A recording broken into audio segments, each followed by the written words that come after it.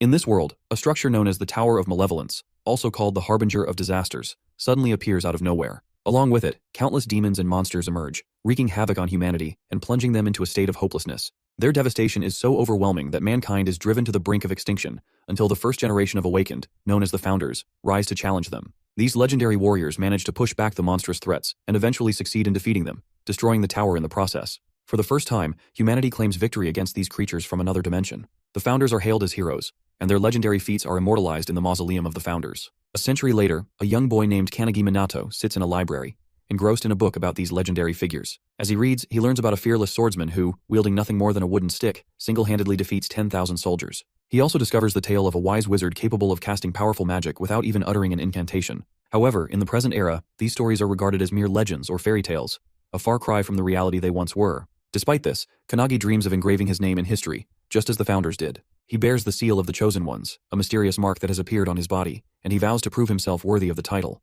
However, reality hits hard. As his classmates celebrate passing their class, Kanagi remains seated, his gaze fixed on his phone screen. The message staring back at him confirms his worst fear. He has failed the Hunter's qualification exam. While laughter and cheers fill the air, his eyes well up with tears. To make matters worse, his classmates begin mocking him, joking about throwing a party while sarcastically suggesting that he should clean up the trash instead. As someone who has awakened, he understands the simple rule: writing down a name would secure success in the test. Yet despite this knowledge, he has failed 3 consecutive years, earning nothing but ridicule and the label of disgrace. This is his final opportunity, and with it slipping through his fingers, he resigns himself to the idea that becoming a hunter is an impossible dream. Alone in the classroom, he silently gathers the discarded scraps of paper, his thoughts heavy with disappointment. Achieving a perfect score on the written exam and dedicating years to refining his aura has amounted to nothing. His crest, the supposed mark of strength, feels more like an empty scar than a gift. Clutching a trash can, frustration and sorrow well up within him until the words spill out.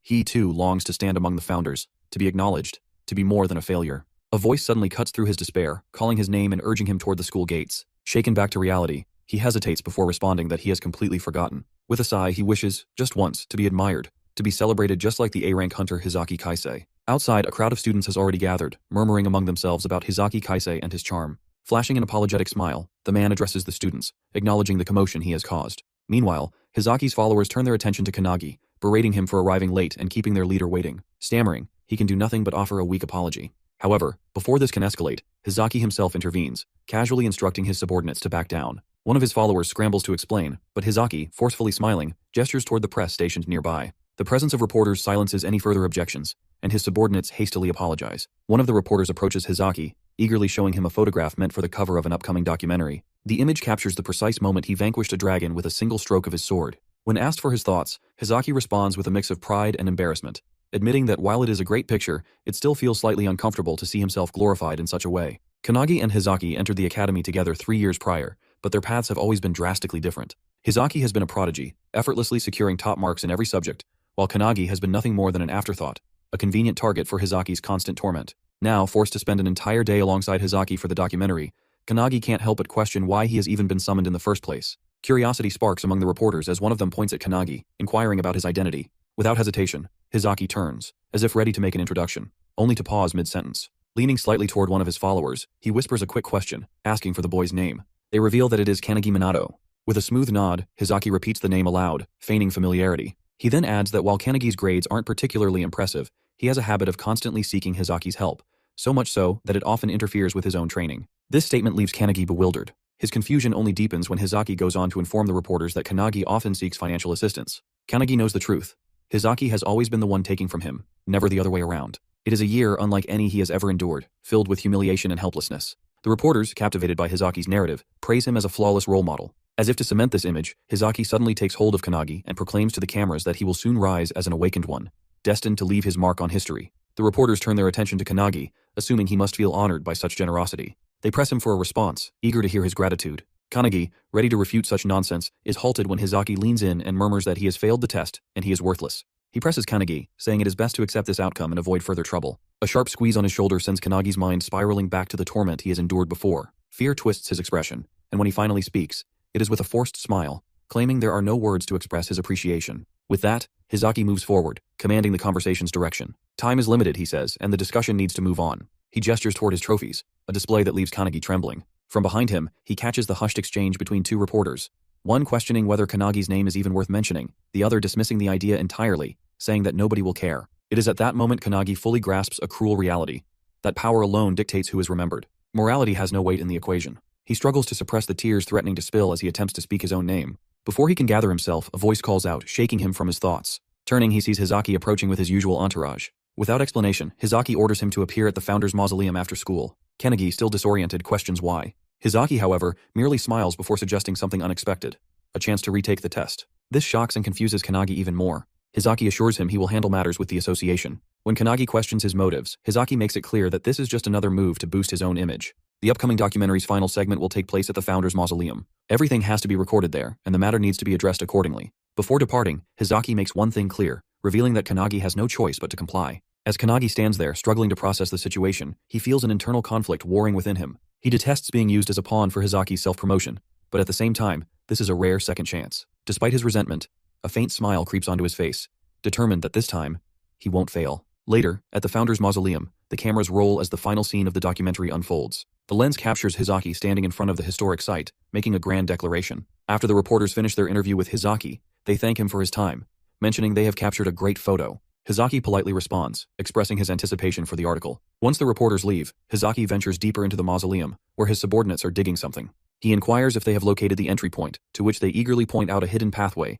asking if it is the one they have been searching for. Suddenly, a voice from behind questions their actions. Hizaki casually responds, almost amused, suggesting the person should have figured it out by now. He reveals they are on a treasure hunt. The other individual, Kanagi, erupts in anger, calling Hizaki a grave robber and demanding if he understands the significance of those resting in the mausoleum. Hizaki dismisses the concern, kicking a statue of one of the founders and declaring that the past is irrelevant. He argues that the opportunity to become wealthy is too great to pass up, brushing off the importance of the founder's remains as mere relics. Kanagi, visibly upset, acknowledges the founder's greatness, and expresses his desire to emulate their legacy. In a fit of rage, he lunges at Hizaki, but Hizaki effortlessly dodges the attack and strikes Kanagi hard in the stomach, causing him to collapse in pain. As Hizaki continues to berate and assault him, one of his men interrupts, announcing they have discovered something valuable. The man presents a collection of treasures, including a circular crystal that seems to emit a mysterious aura. Hizaki is ecstatic, claiming it could secure his future without the need for work. Kanagi, weakened and struggling to speak, attempts to stop them, but his efforts are in vain. Hizaki grabs him by the shirt and explains in simple terms that he has been using Kanagi all along.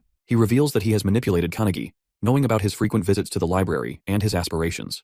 Hizaki coldly declares that Kanagi has served his purpose as a pawn in his scheme. Hizaki then drags Kanagi outside, taunting him about his dream of becoming a hunter. He reveals his plan to steal the treasures from the mausoleum and disappear, framing Kanagi as the culprit. As Hizaki holds Kanagi over a cliff, he mockingly asks for his name one last time, only to dismiss its importance. With a final cruel goodbye, Hizaki lets go, leaving Kanagi to face his fate. Kanagi plunges into the river, his thoughts swirling as he wonders if this is truly the end. His mind is racing with thoughts about all the years of training, the countless tests, and if they all have been for nothing. He feels himself fading, his existence slipping away without leaving a mark on anyone's memory. Just as despair begins to consume him, a strange glow surrounds him. Figures materialize, their voices echoing around him, speaking of a vessel and using Kanagi as one to fulfill their wish. They reveal themselves as the heroic spirits, the very souls sealed within that sacred place. Our boy is really confused about the lights and voices appearing out of nowhere. One of the spirits points at Kanagi Crest, calling it Crest of Nothingness. They explain that while it holds no inherent power, it has the potential to manifest abilities beyond imagination. The spirits offer him a choice: to form a contract with one of them and gain mastery over a specific art, whether it be magic, swordsmanship, endurance, or alchemy. They urge him to decide whose power he desires most. At first, Kanagi thinks of seeking strength similar to Hizaki, but his resolve shifts. He no longer wants to mimic others. He craves a power unmatched by anything in the world, a force capable of erasing every humiliation he has endured. When the spirits press him to choose, Kanagi declares he wants it all. He demands every ounce of their power, refusing to settle for anything less. The founders are taken aback, deeming his request impossible, as no vessel can withstand such an overwhelming influx of energy. Yet Kanagi yells at them and suddenly starts absorbing all of them. Getting inside him, all spirits are confused and shocked that a weak vessel like Kanagi has absorbed all of them. From atop a nearby hill, Hizaki notices a sudden burst of light erupting from the river. The water surges violently, as if an explosion has occurred beneath its surface. Moments later, Kanagi emerges, landing on the hill in front of Hizaki and his men's. Kanagi looks irradiating a powerful aura, and his vibes seem completely different. One of Hizaki's men sneers, mocking Kanagi for crawling back like a roach. Kanagi, undeterred, breaks off a small branch from a tree and swings it at his men. They laugh incredulously, questioning if he truly intends to fight them with nothing but a stick. Hizaki, growing impatient, orders his men to cut Kanagi's head off, ensuring he won't survive this time. One of the men, calling himself an A-rank swordsman, steps forward channeling his energy into his sword. He arrogantly declares that Kanagi should feel honored to be cut down by someone of his caliber. With a swift motion, the swordsman lunges at Kanagi, his blade slicing through the air. But as he lands behind Kanagi, something goes horribly wrong. Blood begins to pour from the swordsman's body, as though he has been the one struck. He screams in agony, collapsing to the ground. Hizaki and the remaining man stare in stunned silence, unable to comprehend what has just happened.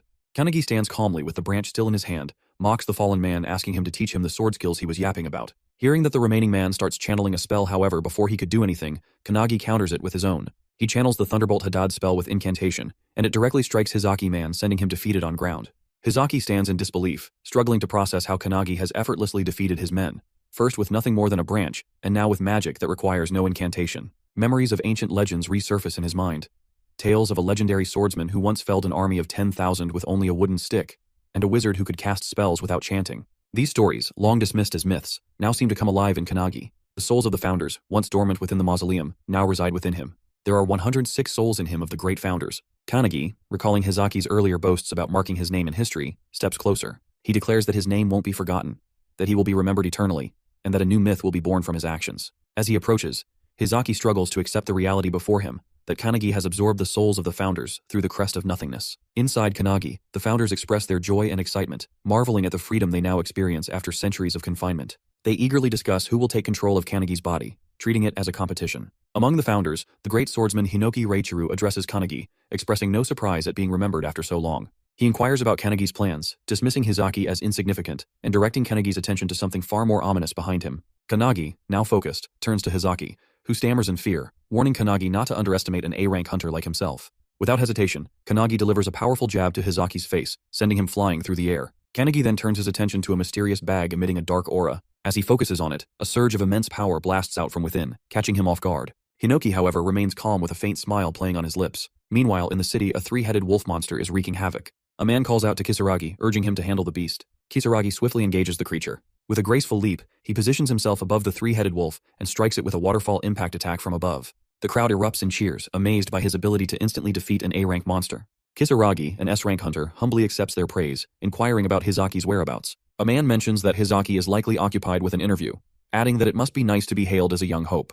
Kisaragi brushes off the comment, noting that Hizaki's rising popularity will benefit their guild's reputation. As they prepare to file a report and grab a drink, a deafening aura engulfs the city, accompanied by an overwhelming pressure. Panic spreads as people collapse, and even hunters struggle to withstand the force. Kisaragi turns to see his team in distress, realizing that A-rank and B-rank hunters are unable to stand against the source of the pressure. It is clear that an S-rank monster has arrived. On the streets, people collapse under the immense pressure that is emanating from the mausoleum of the founders. In the jungle, Hizaki, trembling and struggling to sit up, stares in shock as a massive monster emerges from the bag before them. He mutters in disbelief, questioning if it is a demon and what it could possibly be. Kanagi explains that Hizaki's actions have undone the seal, releasing one of the boss monsters from the tower that has been sealed away. Hizaki, observing the unfolding disaster, understands immediately what has transpired. The act of removing the relics has undone a powerful seal, allowing one of the tower's dormant monstrosities to break free. Hinoki, analyzing the beast with precision, recognizes it instantly. It is the embodiment of emptiness, classified well above S-rank danger. According to Hinoki, it can kill numerous humans within a few kilometers with its poisonous aura and was quite common during their era.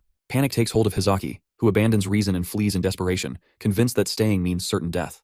Kanagi, however, understands the predator's instincts and warns that movement will only invite disaster. The warning comes too late. The moment Hizaki breaks into a run, the monster reacts with predatory precision. It attacks Hizaki with its massive tentacles. Hizaki barely has time to raise his blade in defense before the tentacle strikes, piercing his chest with ease. Though he once slew a dragon with that very sword, it proves utterly useless against this ancient beast. The creature wastes no time spreading onto Hizaki's body and draining his very essence. His agonized screams echo through the streets.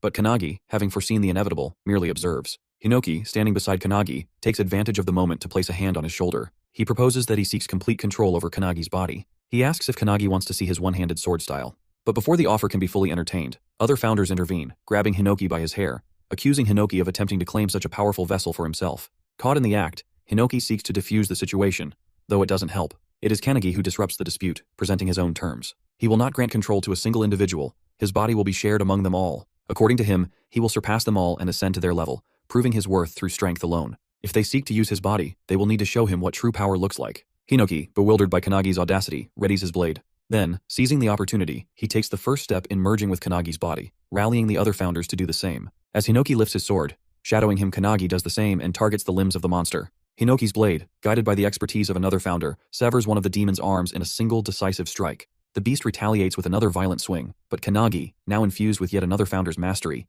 evades with inhuman agility. Strength upon strength layers within him, each founder taking turns in controlling his movements. The old master's influence grants him the ability to seize the creature's own tentacles, using sheer force to slam the monster into the earth. The monster is sent flying by the attacks as Kanagi grabs a bow from the ground, allowing him to pierce the monster. He then uses every skill at his disposal, including whirlwind, fire breath, and ice attacks. Hinoki, seizing control once more, picks up Hisaki's broken sword from the ground. Just as the demon attempts a surprise attack from below, Kanagi's eyes glow yellow as the great wizard within him takes over, electrocuting the creature mid-strike. With a powerful leap, Kanagi positions himself above the monster, and Hinoki, now in control, executes his signature one-handed sword technique, the Gekirutachi wave cutting blade, slicing the demon in half and ending its rampage. A victorious smile spreads across Kanagi's face as the demon falls. Meanwhile, perched on a nearby tree, a raven observes the entire scene. Somewhere in the city, a man standing on a tower answers his phone, shocked to hear that the monster has already been defeated before he could intervene. He inquires if there are any strong hunters nearby, and the person on the other end reveals that, according to footage from the Raven, it is a student from the academy who has accomplished the feat. The man, Chihara Midori, the world's strongest awakened, expresses his desire to meet this student. The next morning, Midori sits atop a pile of monster carcasses, calling the academy's director. He informs him about the S-rank monster's defeat, but clarifies that it wasn't his doing. Based on the Raven's footage, it is Kanagi who has slain the creature. Midori finds it hard to believe, given Kanagi's history of failing the hunter's examination 3 times in a row. He requests a favor from the director. Back at the academy, students buzz with chatter about the previous day's events. The overwhelming aura has left many unable to move, and now they speculate about who could have defeated the monster. One student jokes with his friend, claiming he was the one who did it, but his friend dismisses the idea, pointing out that it has been a decade since the last S-rank hunter emerged. However, rumors are circulating that the slayer is indeed a student from their academy. Kanagi, leaning on a stick for support, walks through the campus with his trembling body. He overhears the conversations, amazed that the incident has become the sole topic of discussion. Suddenly, a man bumps into him, knocking him to the ground and scoffing at the idea that someone like Kanagi could be the S-rank slayer. Kanagi knows the truth. He has defeated the demon, but only by lending his body to the founders.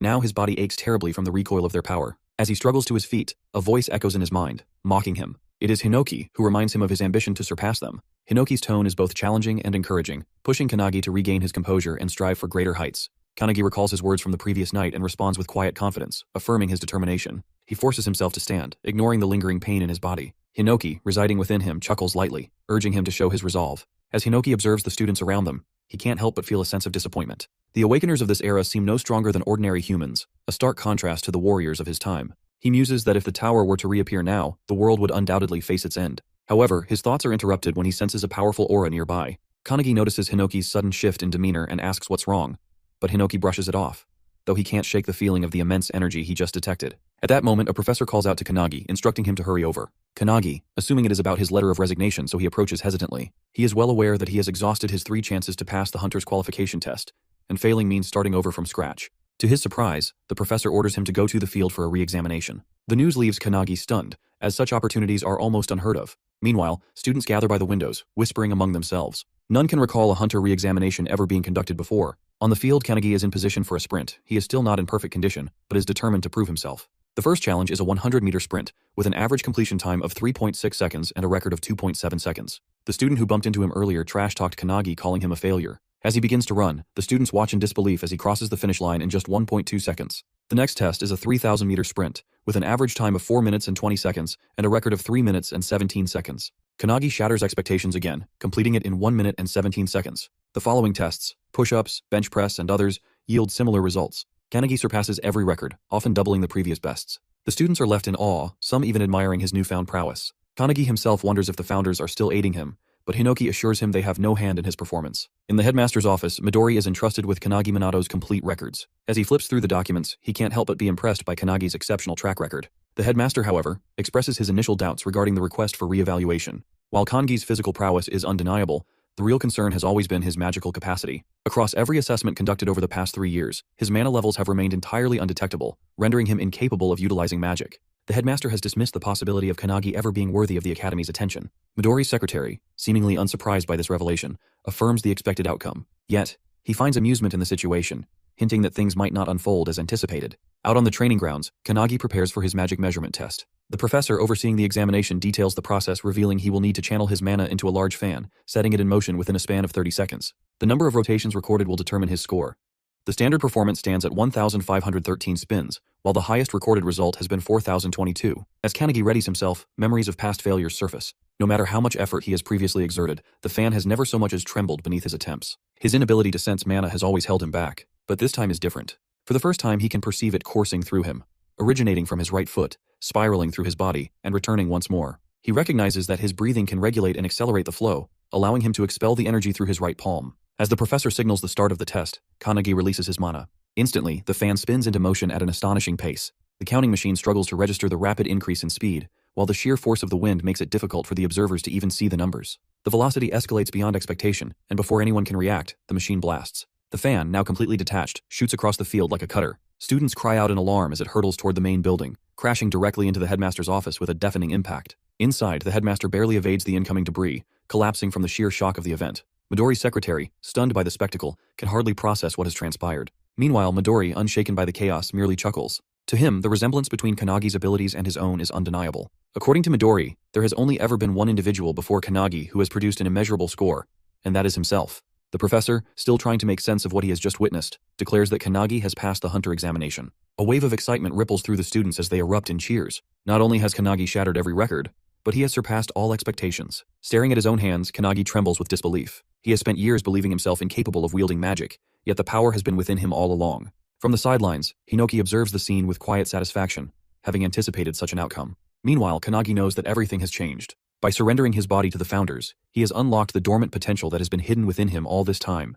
Hinoki can't help but laugh, remarking internally that the one before him is far from ordinary. With the crest of nothingness marking his fate, it's as if he has been waiting for this very moment for over a century. Before he can dwell further on the thought, an overwhelming presence descends upon them, sending a shockwave through the air. The sheer force of it leaves him momentarily speechless. His mind scrambles to make sense of the explosion. But Hinoki instantly recognizes the tremendous aura as it's the same one he had sensed earlier that morning. Standing before him, seemingly materializing from the very pressure itself, is the legendary Midori. Kanagi, seeing him, is shocked as he is the strongest hunter in existence. Midori Landing starts addressing him directly. Midori acknowledges his achievements in the hunter examination, offering words of recognition, but Kanagi can barely utter a response. Midori then puts up a new challenge before him, which is an additional test. Midori wants Kanagi to land a single hit on him, the world's strongest hunter. Hearing that, Kanagi is left frozen in shock for a moment. Midori, 23 years old, a man who has earned the title of a full-fledged hunter at the mere age of 9, now stands before him. His feats are legendary, unmatched in all of history. He has turned thousands of demons to ashes in mere moments, his power so overwhelming that even other hunters dare not stand against him.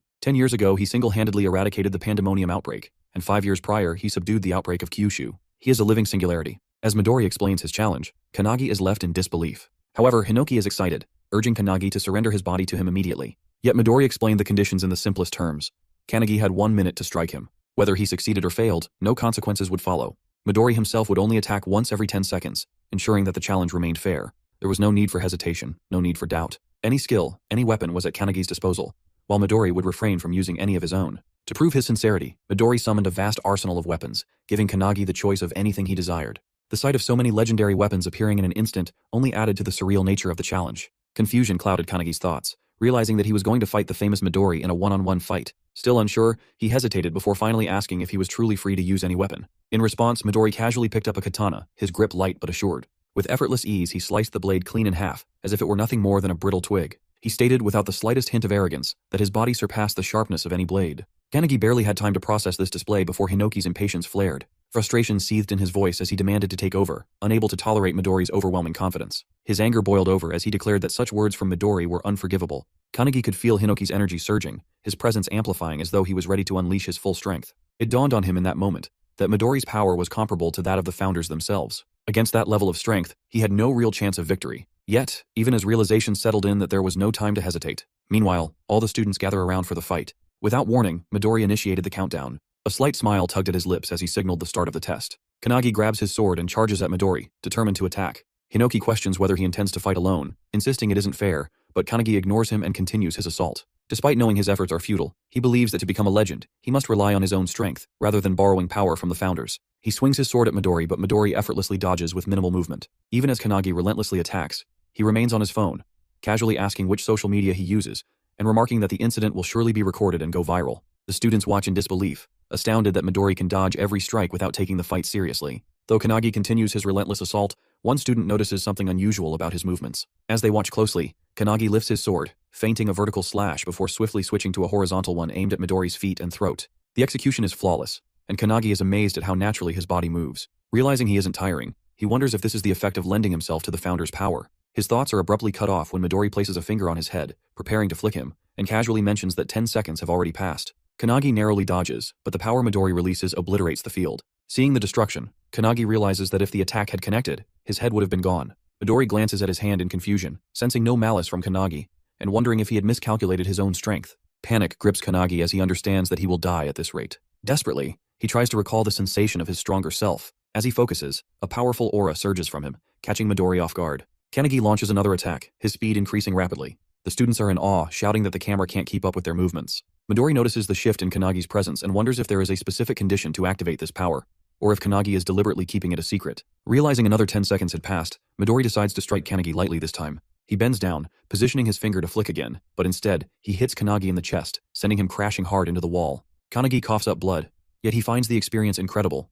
marveling at the fact that he is fighting the world's strongest Awakened. He understands that if his body were the same as it was yesterday, he would already be dead from that blow. This realization makes him smile, knowing it means he is growing stronger. However, he also acknowledges that his current skill is not enough to pass Midori's test. Determined, he chooses to push forward with brute force and charges at Midori once more. Suddenly, Midori appears beside him with unbelievable speed, causing Kanagi to stop in his tracks. Apologizing, Midori tells him he has seen enough. He then states that the 30 seconds are up before striking Kanagi at the nape, making him slowly lose consciousness. As Kanagi collapses, Midori observes that he is indeed a genius, but not on the same level as his comrades. In the end, Kanagi is unable to fully unleash the power Midori had sensed. Calling his secretary, he informs her that they should head back, expressing his disappointment in the outcome. Just then, Kanagi grabs his sword, and Midori immediately senses an intense aura from behind him. Midori glances back and sees Kanagi's body radiating with power. Hinoki, now speaking through Kanagi, remarks that the stubborn brat is already asleep, allowing him to finally take over. Stepping forward, Hinoki suggests they extend their fight a little longer. Meanwhile, Kanagi's spirit, separated from his body, panics at the sight of Hinoki controlling it.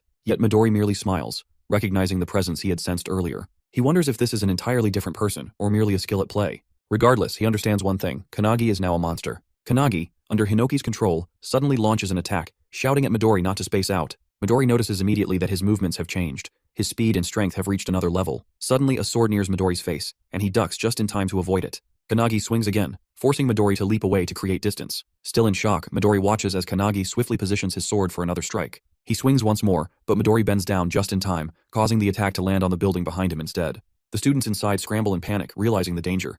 Midori notices that Kanagi's slashes have become unpredictable, yet he can still anticipate the flow of his movements. It reminds him of ancient swordsmanship, like a relentless torrent of water. Raising his palm, Midori laughs and remarks that such skill is necessary to defeat an S-rank like him. He then lifts his hand again, intending to put Kanagi to sleep once more, noting that only 40 seconds have passed. However, Kanagi suddenly moves forward at an incredible speed, swinging his sword and shouting that Midori won't be able to hit him. Midori swiftly jumps back to evade the attack, laughing as he acknowledges Kanagi's impressive skill. The students can hardly believe what they are witnessing as Midori is on the defensive. Kanagi shouts that Midori is boring and insists that he shouldn't hold back. He warns Midori that if he looks down on him, he will beat him up.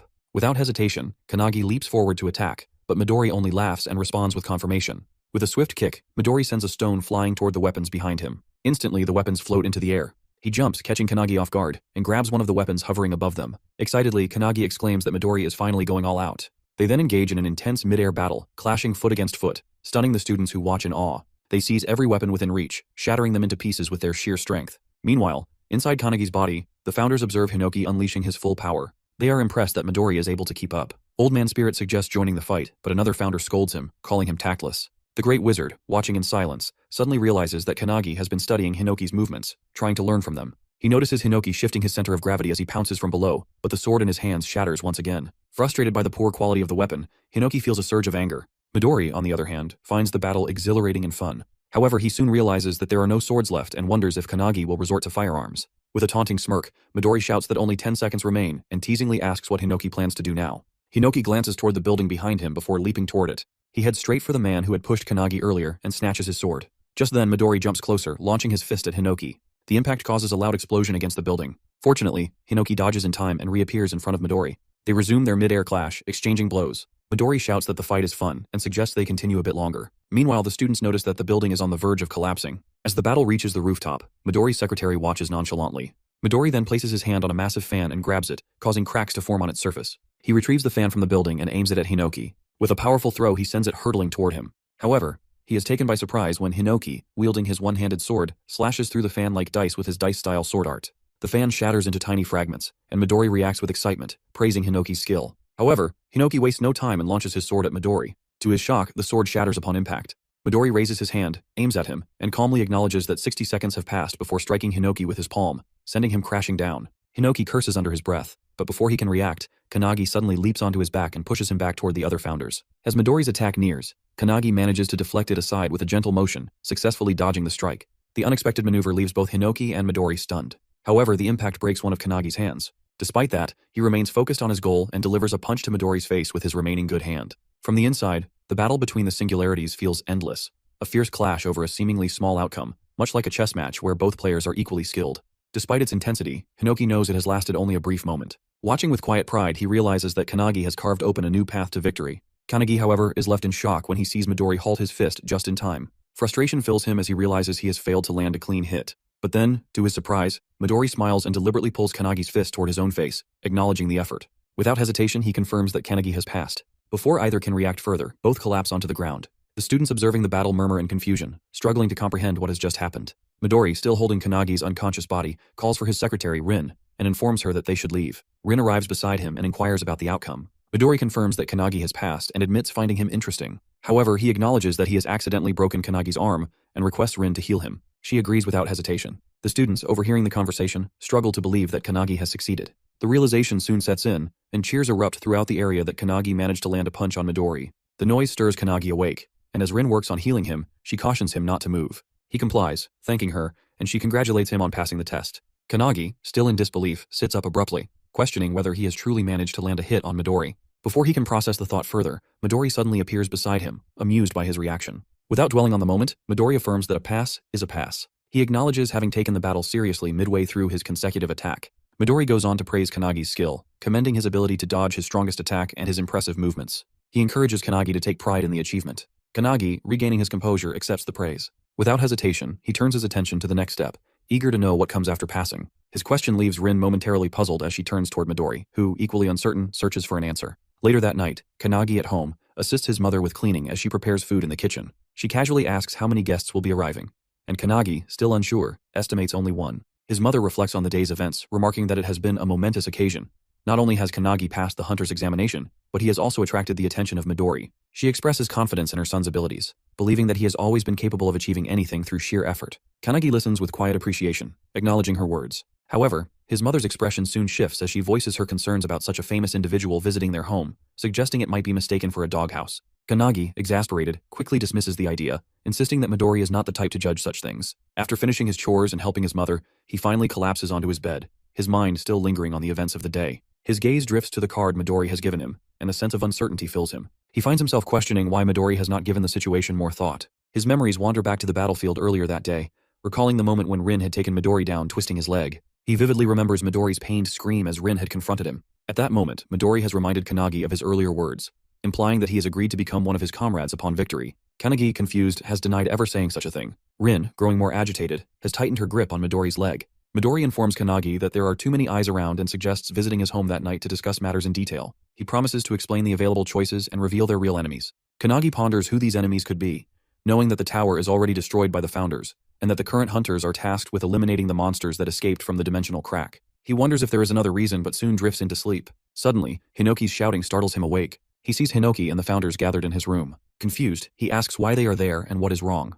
But Hinoki simply states that they were discussing something and have just finished. Still puzzled, Kanagi instinctively covers himself and worriedly asks if they have decided who will take his body. Before Hinoki can respond, the doorbell rings. Apologizing, Kanagi assumes it is Midori and suggests discussing it later. He walks towards the door, noticing the darkness and feeling an uneasy sensation. To his shock, he finds his mother collapsed on the floor. Panic grips him as he calls out to her, rushing forward but stopping abruptly when he notices someone sitting in the kitchen. The stranger eats the food his mother has prepared, complimenting it while ignoring the mess around him. With a mocking tone, the man remarks that Kanagi should discipline his mother and insists that if he wants to impress customers, they should get better quality food. Kanagi demands to know who the man is and what he has done to his mother. The man, unfazed, shouts at him to watch his tone and introduces himself as Haitani Goru, an S-rank hunter and a comrade of Midori. Haitani then orders Kanagi to grab his luggage, announcing that they are moving to their base. Rage boils within Kanagi, and without hesitation, he launches a punch at Haitani. However, Haitani easily dodges and appears behind him, questioning if Kanagi is challenging him. Kanagi remains silent, recalling his mother's words, how she had promised to raise him alone with pride after his father passed away.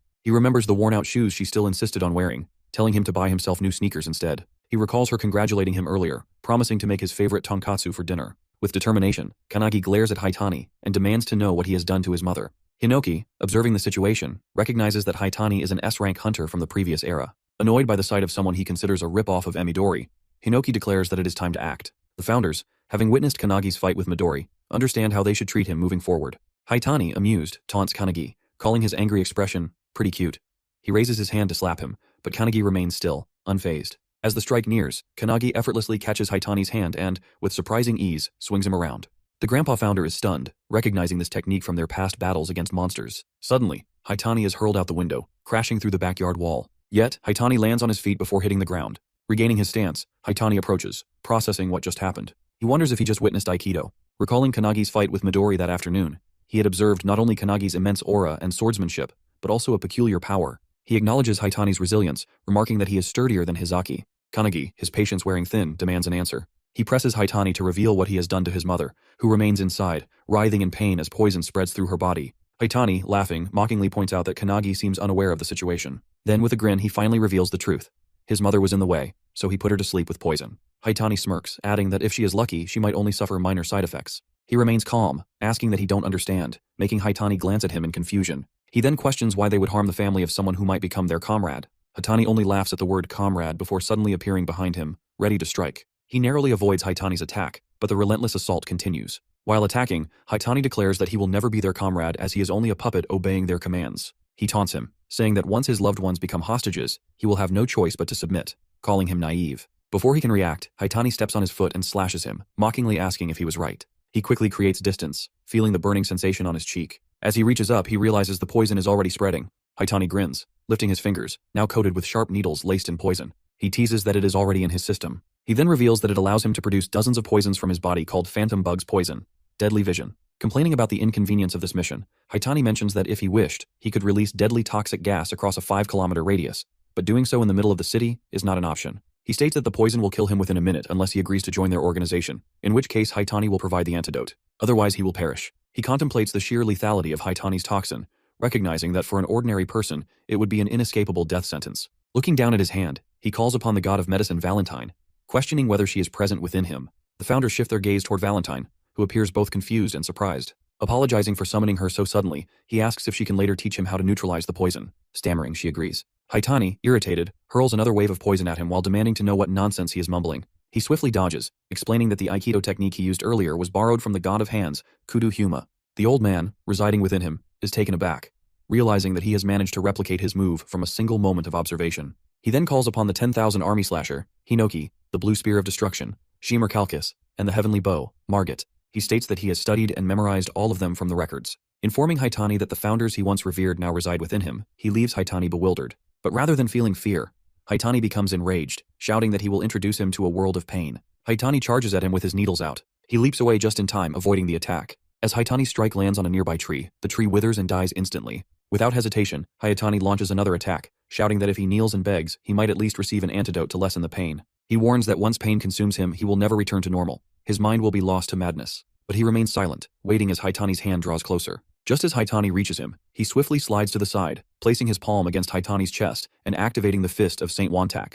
Haitani coughs up blood from the impact, shocking Wantak within him. The force sends Haitani crashing into a streetlight. Without hesitation, he follows up with a kick using the feet of light, Eilerson, sending Haitani flying a great distance. Eilerson, residing within him, is stunned by the power. However, Haitani manages to stand, recovering quickly. In an instant, he appears in front of him again, attacking with both hands. He manages to slip through his attack, breaking some of his needles, and uses the sharp beak Corral attack, hitting Haitani's stomach. Kanagi then slashes Haitani with the dragon's claw, Rowan's skill, leaving Rowan stunned in surprise inside him. Haitani grabs him and activates the flipper of Lilac, throwing Haitani around in midair. Floating, he wonders what is happening. He knows that poison should cloud judgment, and it should have already affected the nervous system, but Kanagi is still moving, strong and unharmed. Kanagi activates the Magus of Truth, Meltius Silentius, and releases it on Haitani, causing a loud energy blast that leaves everyone in shock. Hinoki asks the founders if they saw that, and tells them that just after defeating Haitani, Kanagi started copying all their moves, both physical and magical. He adds that he doesn't care whether Kanagi's power comes from the crest of nothingness, but he finds him interesting. The founders agree. Hinoki suggests they train Kanagi, believing that if the founders train him, he will become the strongest awakener. Somewhere else on rooftops, hooded individuals are running and jumping. One of the individuals urges everyone to hurry, revealing that Nemours guilds are after Kanagi, so they should move quickly to catch him before they do. Suddenly, Midori appears behind him, asking if there are really that many. The man is shocked, and Midori calmly tells him that if there are 15, he should be the last one. He points a finger near the man's forehead, flips his head, and slams him hard onto the building's roof. Midori contacts Rin through his Raven's call, and she answers immediately, informing him that she has arrived. She reassures him that no awakeners are nearby, but her next words catch him off guard. Someone else has already been there. Midori remains silent, waiting for her to continue. Rin then reveals that the intruder was Haitani, an S-rank hunter known for his mastery of poison. He had come looking for Kanagi but had been utterly defeated. Midori's gaze shifts to the rooftop, where Haitani lies sprawled out, mouth slightly open, making Midori wonder what had happened. A short while later, they arrive at Kanagi's house. Midori claps his hands together, a bright grin forming as he praises Kanagi. He expresses genuine admiration, admitting that he never expected Kanagi to take down an S-rank hunter. Without hesitation, he asks if Kanagi had been exposed to the poison. Kanagi scratches his cheek, offering a small, sheepish response.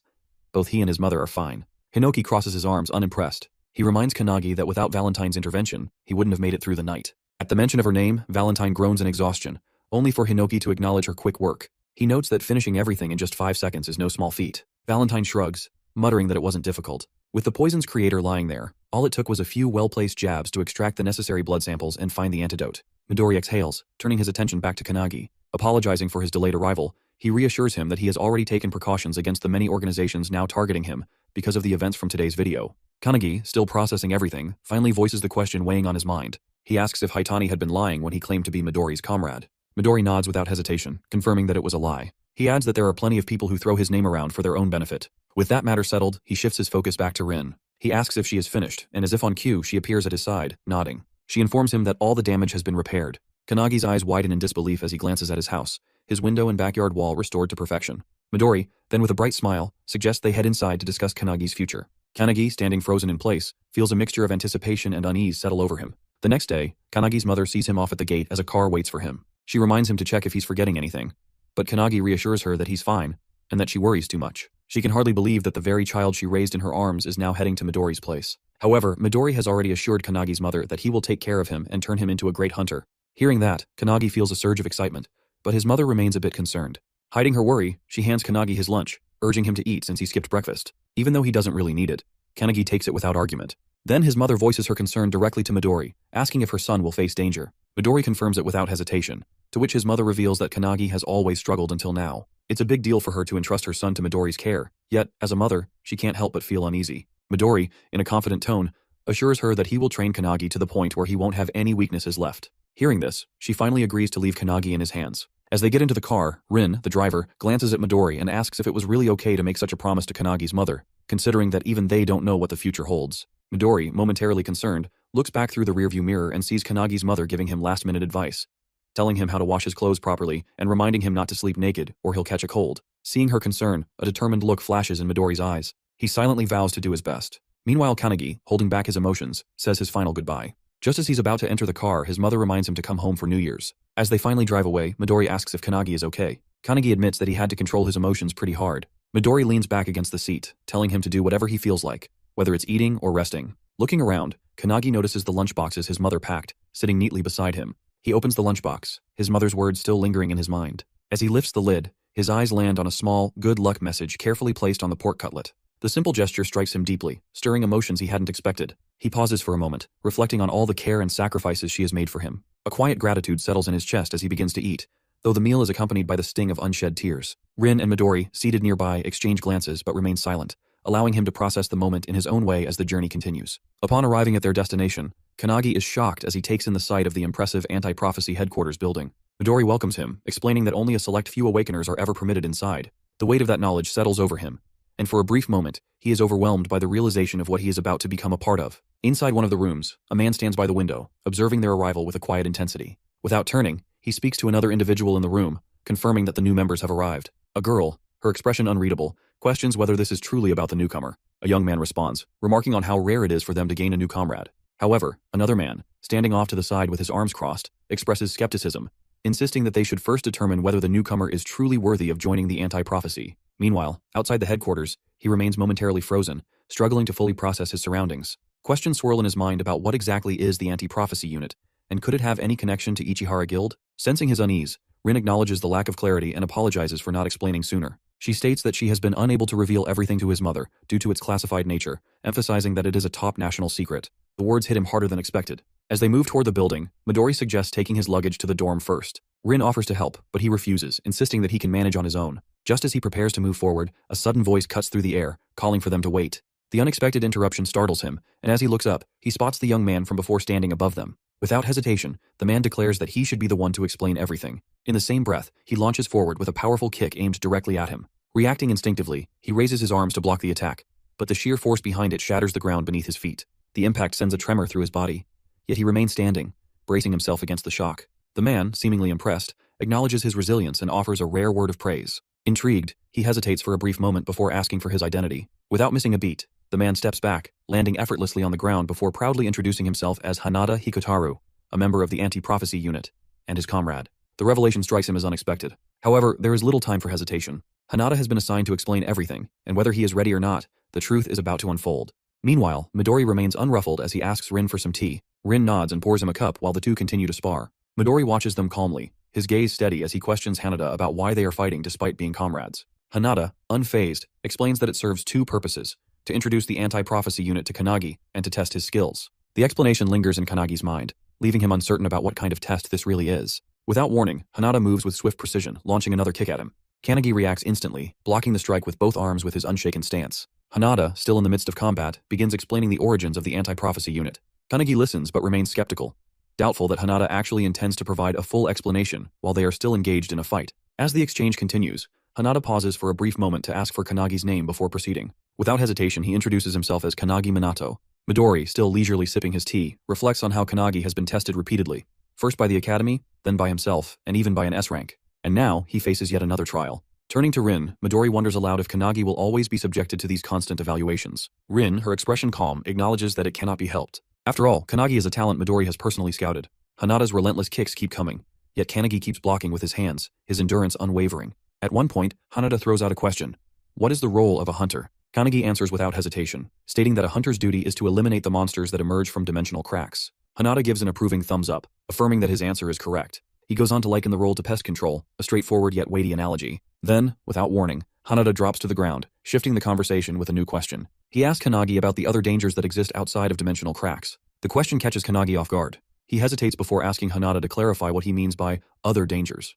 Hanada's expression darkens slightly as he explains that the world faces threats far worse than those caused by dimensional cracks. He speaks of terrifying events: the Pandemonium 10,000 Demons Castle from 10 years ago, and the Great Outbreak of Kyushu from 5 years ago. Kanagi immediately recognizes these as large-scale dimensional breaks, disasters that left lasting scars. Before he can formulate a response, Hanada suddenly lunges at him. Instinct kicks in, and Kanagi raises his arms in defense, managing to block the attack. Even so, the sheer force of the strike sends him skidding backward. Hanada acknowledges his resilience, praising him for correctly recalling the public knowledge of those past catastrophes. He then adds that Kanagi will come to understand far more about them once he begins training at the academy. Just as Kanagi steadies himself, his breath still measured, he barely has time to react when Hanada appears above him with staggering speed. There's no room to think. Hanada's leg is already descending in a crushing axe kick. Kanagi throws himself out of the way just in time, narrowly dodging as Hanada's foot slams into the ground. A nearby tree takes the impact instead, splitting cleanly in half. The sheer force of the attack leaves Kanagi momentarily stunned. Hanada straightens, his tone shifting as he continues his explanation. The events he mentioned, like the Tower of Malevolence from 300 years ago, aren't just disasters. They are full-scale invasions, direct attacks from another dimension. Kanagi processes the weight of those words, struggling to believe what he's hearing. This isn't just history, this is happening now. Hanada steps closer, his expression serious. He admits that he doesn't understand why today's Awakeners seem weaker compared to those from the era of the Tower. There are fewer individuals who can match the strength of the original founders, a fact that troubles him. Kanagi, caught between curiosity and concern, finally voices the question that has been building within him. What should they do? Hanada's answer is firm. This is exactly why the Anti-Prophecy Unit exists. Those with the ability to foresee these threats and predict the arrival of true catastrophes don't share their knowledge with the public. They inform only the elites, the ones capable of handling such dangers. And those elites, Hanada declares, are none other than the members of the Anti-Prophecy Unit. Midori and Rin can't help but smile proudly at this revelation. Kanagi realizes that their purpose is to prevent these prophecies from coming true. Hanada then tells him that starting today, he is officially part of their ranks. He is the first person who has managed to block his kicks consecutively, so he welcomes him into the group. Hanada extends his hand, signaling his acceptance, and Kanagi shakes it. Midori and Rin applaud, and Hanada calls for the other Awakeners, who appear above the house in silence. Hanada asks them what they will do, but they simply stare at him and disappear, which catches Kanagi off guard. Midori remarks that they vanish as if they are villains, but Hanada just shakes his head, suggesting that they want to see everything for themselves. Hanada turns to Midori, asking him to leave it to him, and Midori does just that, heading off. Hanada then helps Kanagi with his stuff, offering to show him to his room in the dormitory, which Kanagi thanks him for. That night, as he settles into his room, Kanagi can't help but ponder the significance of the organization he has just joined, an organization focused on handling prophecies in their world. He wonders if the founders have faced the same kind of crisis during the era of the Tower, and if he is now battling against something foretold. His thoughts fill with anxiety, but then, a voice interrupts his worry, suggesting that he simply train. Surprised, he turns around to see Hinoki and the other founders standing before him. He quickly apologizes for not having spoken with them earlier, but Hinoki reassures him that they have made a decision. As the founders, they have decided to train him to become the strongest Awakener. much like Midori. With their guidance, he could become the strongest awakener in history, one of their disciples. Kanagi is taken aback, asking if they truly want him to be their disciple. Hinoki nods and replies affirmatively, worriedly adding that it is a fine idea. But Hinoki teases that it will lead to a sort of battle royale between them. Kanagi, worried, urges them not to fight over him. Hinoki explains that things have started that way, but after observing him more closely, the founders have changed their minds. Rather than using his body for their own gain, they find the idea of training him far more intriguing. Hinoki then shares that when Kanagi defeats the poison user, he manages to copy all their moves, even though he cannot replicate them at the same level of proficiency. Nevertheless, Kanagi grasps the basics quickly. Hinoki asks if Kanagi understands the significance of his achievement, pointing out that it is possibly a result of his crest of nothingness. But more importantly, it is his speed of learning that makes him stand out. This ability, Hinoki explains, is stronger than any of the founders' talents. As Hinoi speaks, Kanagi feels tears welling up in his eyes. He remembers the looks of disappointment from his previous trainers, the ones who told him that it seemed like he had no talent. Up until this moment, no one has expected anything from him. It has all felt like a dream, especially when he was treated like trash and continuously bullied for failing the hunter's qualification test 3 times. He recalls the laughter of his classmates, their mocking voices urging him to give up. His name is often forgotten, lost in the crowd, as no one cares enough to remember it. No one has faith in his future, and he has grown accustomed to being overlooked. Yet now, 2 of the most renowned figures, Midori and Hinoki, acknowledge him. The thought of such recognition fills him with disbelief, making him question whether he even deserves this newfound happiness. For so long, he has admired them from afar, never once expecting that they would place their trust in him. Hinoki, noticing his reaction, approaches him with a reassuring smile and places a hand on his shoulder, urging him not to let his emotions overwhelm him. It is then revealed that their very souls reside within him, particularly during his sleep. This presence allows him to access a space unrestricted by the usual confines of time and dimension. With this in mind, they lay out his rigorous training regimen. Each afternoon, he trains with the anti-prophecy unit, and at night, within his dreams, he continues his lessons. Peaceful sleep is now a thing of the past, but he has already steeled himself for the challenge. Without hesitation, he accepts their guidance, expressing his determination to follow their lead. As the night passes and morning arrives, in the bathroom, Hanada stands by the sink, washing his face when he notices him entering. A greeting is exchanged, though fatigue still clings to his expression. The exhaustion is evident, and he admits that he has yet to adjust to the grueling schedule. Hanada, understanding all too well, recalls his own struggles during his initial days at the dormitory. However, something unexpected catches Hanada's attention, a powerful aura emanating from him. Curiosity piqued, Hanada acts on impulse, launching a swift kick toward him. Yet, in a seemingly effortless motion, he simply lowers his head, simultaneously spitting out the water in his mouth before moving away. Without sparing a second glance, he dismisses Hanada's antics, stating that he has no patience for such things in the early morning, and that he is heading to the cafeteria first. Hanada, left in disbelief, realizes that the speed of his attack is faster than the previous day, yet it has been dodged with ease. Moments later, in the cafeteria, Hanada spots a suitable place to sit and approaches a woman enjoying a piece of fruit. He inquires whether she minds if they join her, to which she gives a curt approval. Seizing the opportunity, Hanada takes a seat across from her and signals for him to sit beside him. Recognition dawns as he recalls that the woman was introduced as one of Hanada's comrades the day before. However, her demeanor remains distant. She addresses him with formality, making it apparent that she does not particularly welcome his presence. Despite this, he greets her and introduces himself. Her indifference is immediate. She has no interest in learning his name, nor does she intend to remember it. Raising her fork and pointing it in his direction, she declares that she will acknowledge his name only when she deems him worthy. Until then, training is the priority, and he is expected to accompany her on a mission to eliminate a prophecy. The prophecy dated back to 1945, when the first book of prophecy had been unearthed deep within the ice of Antarctica, buried 3,000 meters beneath the surface. It was known as the Book of Doom. Its writing was crude, resembling the scribbles of a child, yet its contents foretold a catastrophic future. According to its predictions, the world would be subjected to a devastating attack 80 years later, along with a series of apocalyptic disasters. The weight of its words had been enough for the world to take it seriously. As they travel in the car, she poses a question, prompting him to reflect on why the world chooses to believe the book's grim predictions. His thoughts linger for a moment before he looks in her direction, still uncertain of her name. However, before he can inquire, she dismisses the need for introductions and urges him to provide an answer. He reasons that the prophecies must be accurate, but her reaction is immediate. She scoffs at his response, questioning his intelligence. If even a single event inscribed in the Book of Doom comes to pass, the world will face its end. The weight of this revelation leaves him stunned. As their conversation continues, he turns to Hanada, curious about the number of prophecies recorded. Hanada estimates that there are around 200, a revelation that leaves him speechless. He can't help but wonder if the world is already beyond saving. However, Midori reassures him that nearly 180 of these prophecies have already been prevented, a statement that fills him with awe. Still trying to grasp the significance of it all, he returns to the question of why the world puts its faith in the book. The woman explains that the Book of Doom was discovered by an explorer named Bernard Russell. The moment Bernard opens it, the very first page greets him with the words, "Hello Bernard," followed by a precise timestamp, March 17, 1945, at 11:35 a.m., on a sunny day, the date and time when he discovers the book. The eerie accuracy of this prediction leaves no room for doubt. Hours later, they arrive at their destination, Tokyo Sumida Ward, where an intermediate-level dimensional crack has formed. As they approach, guards stationed at the site block their path, firmly stating that the area is off-limits. Ignoring the warnings, they move past them with remarkable speed,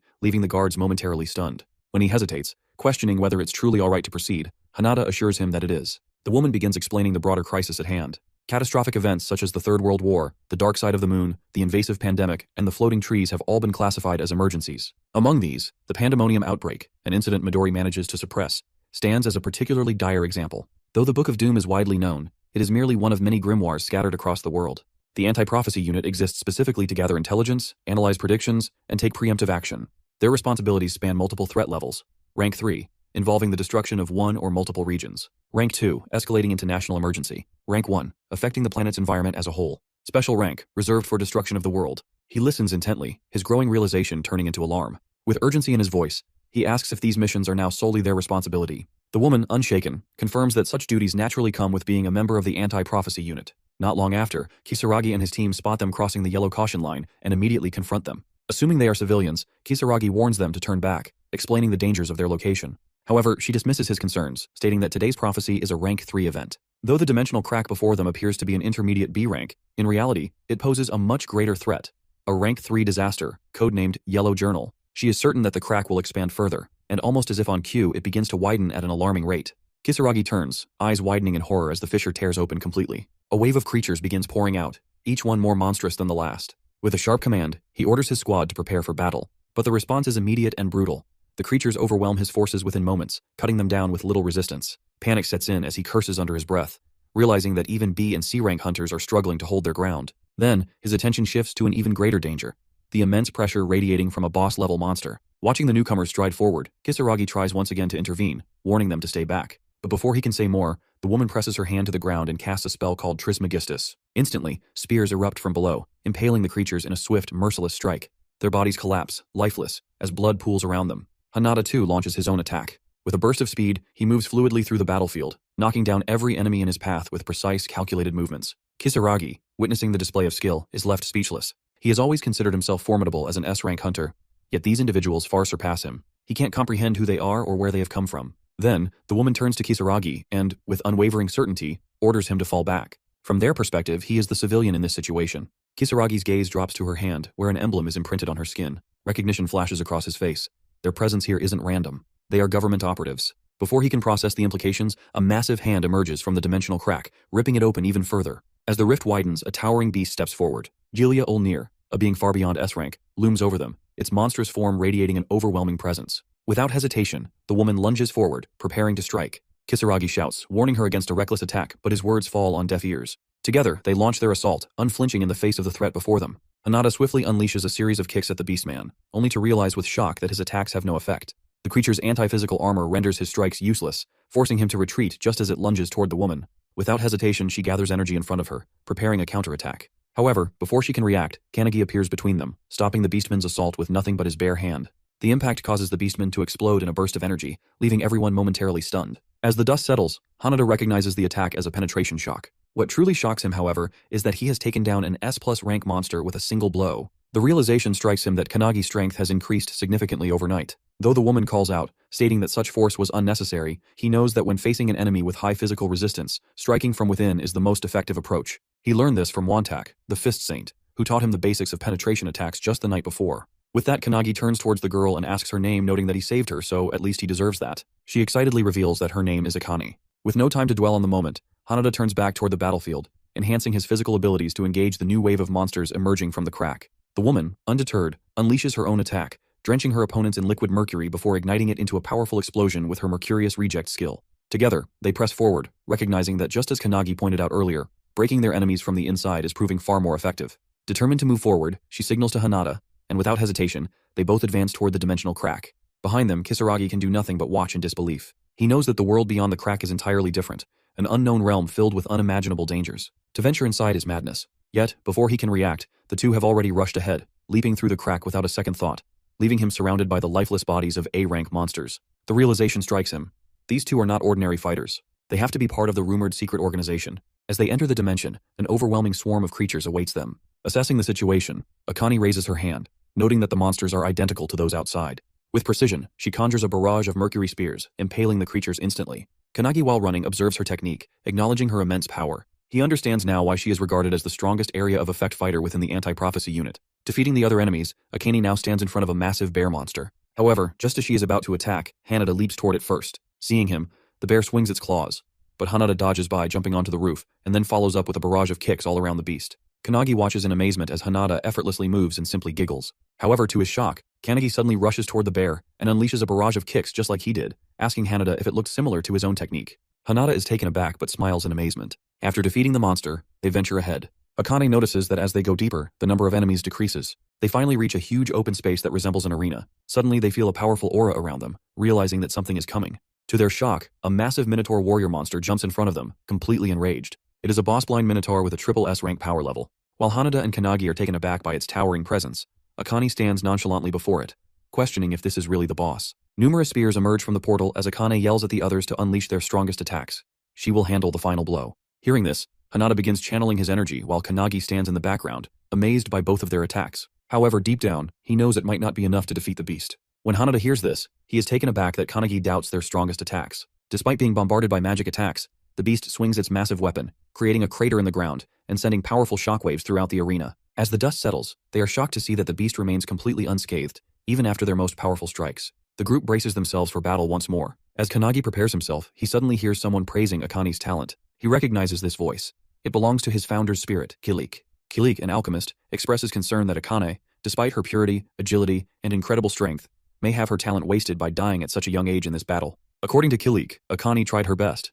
But this Minotaur is on an entirely different level of power. She underestimated the monster's physical resistance, which is at a full 100%. Growing concerned, Kanagi asks what he should do, to which Kilik simply laughs. Meanwhile, Hanada and Akane struggle against the beast, realizing they should have brought someone skilled in magic. As Akane glances at Kanagi, she is taken aback by the strange energy radiating from his body. Kanagi has surrendered control of his body to Kilik, who casts his powerful spell Mercurius on the beast's legs. The spell freezes its lower body, leaving Akane completely stunned. She is shocked not only that Kanagi used the same type of skill as her, but also that he executed it in a way that effectively immobilized the beast. Kilik, now controlling Kanagi's body, looks at Akane with a serious expression and calls her a fool. He then scolds her for lacking flexibility in her expertise, telling her that she still needs to learn how to manipulate substances in 3 different forms to truly become an alchemist. As Kilik speaks, he simultaneously fills the Minotaur's entire body with mercury. As the liquid metal begins to seep from the monster's mouth, he casts a boiling spell. The mercury inside the beast rapidly heats up, boiling from within, while its toxic fumes spread throughout the arena, making it difficult for the others to breathe. Akane watches in amazement, realizing that instead of relying on brute force, Kilik used extreme temperatures to subdue the monster. Meanwhile, the Minotaur writhes in agony, its body overheating from the inside. While executing the spell, Kilik casually mentions to Kanagi that he wants to take Akane as his disciple. Kanagi, however, brushes it off as a joke. The boiling mercury ultimately overwhelms the Minotaur, reducing it to a lifeless heap on the ground. With that, the mission for the day, defeating the boss, which was classified as a level 3 prophecy, ends in victory. Akane watches in disbelief, unable to comprehend what she just witnessed. The skill Kanagi used should only be accessible to an awakener residing within a crest. She knows that Kanagi must be in the same class as Hiko, yet he managed to wield alchemy at her level. Still in shock, she demands to know who Kanagi really is. With a confident smile, Kanagi extends his hand and introduces himself. Annoyed yet intrigued, Akane reluctantly shakes his hand, declaring that she will definitely remember him. Seeing Kanagi earn Akane's recognition, Hanada beams with happiness. Meanwhile, outside, Kisaragi and his men continue waiting. To their shock, the dimensional crack begins closing. Just as it's about to seal completely, the trio leaps out in time. Kanagi asks if the mission is officially over, to which he is told that they only need to report back to headquarters. As they discuss their next steps, Kisaragi approaches them, expressing his gratitude for saving his team. He assures them that he has no intention of prying into their identities or what transpired inside. Akane thanks him for his understanding and advises him to include details about the emblem in his report, as it will explain everything to the authorities. As the trio walks away, Kisaragi offers his help if they ever find themselves in danger. However, Akane turns back and reveals that they will likely never meet again, suggesting he return to his daily life. Hearing this, Kisaragi realizes that, in the end, they are just civilians, people who exist in a world beyond his reach. On May 11th in N Prefecture Village, a red flash streaks through the streets. A guard catches sight of it but is left bewildered, unable to determine what it is. Suddenly, a deafening, sky-piercing roar echoes through the village. At the anti-prophecy headquarters, the trio steps out of the car, and Akane reminds them to write their report for headquarters. However, Hanada receives a message on his phone, informing them that they are being summoned to the laboratory, an unusual request so soon after their mission. Curious, they proceed to the anti-prophecy HQ lab, where 2 individuals are already waiting for them. One stands on the stage, while the other sits in the stands and, in an authoritative tone, remarks that Akane took quite a long time to take down a rank 3 disaster. Kanagi immediately recognizes him as the red-haired guy from before. Akane, however, is enraged by his condescending attitude, irritated that he speaks as if he is a leader when he is not. Hanada quickly steps in, trying to defuse the tension, and asks what Director Kurihara needs from them. The man standing on the stage is none other than the director. As everyone settles down, he plays a video sent by the analysis team. The footage reveals a glowing red-hot charcoal piece, which, according to the director, is a prophecy grimoire. He explains that it was discovered in a volcanic region and has been under analysis ever since. Kanagi wonders if it's even possible to decipher a grimoire in such a state. However, the director, adjusting his glasses, reveals that with the help of AI and X-ray technology, they managed to extract some information, though the contents remain unclear. But what they did decipher was a single prophecy that explicitly mentions Japan. Everyone in the room is taken aback, especially Akane, as this is an entirely new prophecy, one they have never encountered before. The director further explains that anti-prophecy research is highly advanced, gathering information from across the globe, making the discovery of an unknown prophecy highly unusual. But in this case, the situation is different. The red-haired man immediately understands what this means. The four of them must investigate the matter. The director praises his insight and reveals that this mission would typically be assigned to the usual members, but they are currently unavailable. Hearing this, Kanagi realizes that this must be why Midori wasn't present when they returned. The director then orders them to depart immediately and assures them that further details will be sent via email. Kanagi is stunned that they received another mission so quickly, but the red-haired man simply tells him that he'll get used to it. Feeling a wave of unease, Kanagi grips his fists, a creeping realization settling in. This time, the fate of the world might truly be at stake. Suo slams his hand on the table and stands up, announcing in an authoritative voice that he and his 3 subordinates will be taking on the mission. Akane, seeing him act like a boss again, is visibly annoyed. As they leave, the director gives them a final warning, advising them to be cautious since the severity of this mission is unknown. He also reminds them that even if the prophecy begins to unfold, they must wait for the main force before taking any drastic action. In the car, Kanagi feels uneasy about the unknown dangers of the mission. From the front seat, Su suggests they get some rest, noting that Kanagi has just completed his first mission. Akane, driven by pride, refuses and insists that he has no right to give her orders. However, to her surprise, both Hanada and Kanagi immediately accept the offer and doze off within moments. Determined to stay awake, Akane struggles to fight off sleep. But as the night deepens, exhaustion finally takes over, and she too drifts off. Sometime later, the car comes to a halt. Akane stirs awake, noticing that the vehicle is now empty. Alarmed, she rushes outside and finds the others standing on a cliff, staring down at a glowing light below. What she sees leaves her in utter disbelief. A massive magic circle sprawls across the ground, its scale beyond anything they had imagined. Hanada quickly grasps the gravity of the situation. It is far worse than expected. The prophecy is nearly complete. Emerging from the ground, skeletal figures remain trapped within enormous crystals, their eerie glow casting an ominous light over the entire area. The sight sends chills down their spines, as they realize they might already be too late. These skeletons are the 23 residents of the village mentioned in the report. Suo recalls a similar incident from the past. 30 years ago, the Wakayama mansion mysteriously vanished, and a dimensional rift nearly opened. As he explains, the massive pillar at the center of the magic circle begins to erupt with bursts of energy. Noticing this, Suo urges them to move quickly. Hanada, drawing his sword, asks what they should do, to which Suo reveals that they will have to stop it. Akane quickly reminds him of the director's orders. They were explicitly told to wait for further instructions. However, before they can debate further, they sense an overwhelming aura behind them. As they turn, they see Kanagi engulfed in tremendous energy, already prepared for battle. The group immediately realizes that Kanagi feels stronger than before. Despite this, Suo remains unfazed. With a smirk, he leaps forward and orders the others to follow. Everyone rushes after him, though Akane warns him not to act recklessly. As they charge down toward the magic circle, Hinoki and the mage suddenly recognize a scent in the air, a smell that feels eerily familiar. They have encountered it many times before in their lives. Just then, the ground trembles violently, and with an explosive burst, a massive hand erupts from beneath the earth. Hinoki's eyes widen in shock. He now understands exactly what they are smelling. It is the stench of a forbidden technique. This is the prophecy written in the Book of Scorching Heat. According to Hinoki, an awakener named Bandu Shijima, the leader of the Dark Magus, committed genocide during the Epsi period. He was eventually slain by the Onmyojis, but in the process, an entire village was dragged into the ordeal. Shijima collected the blood of the fallen villagers and used it to draw a magic circle, ensuring his reincarnation 1,000 years later. His goal?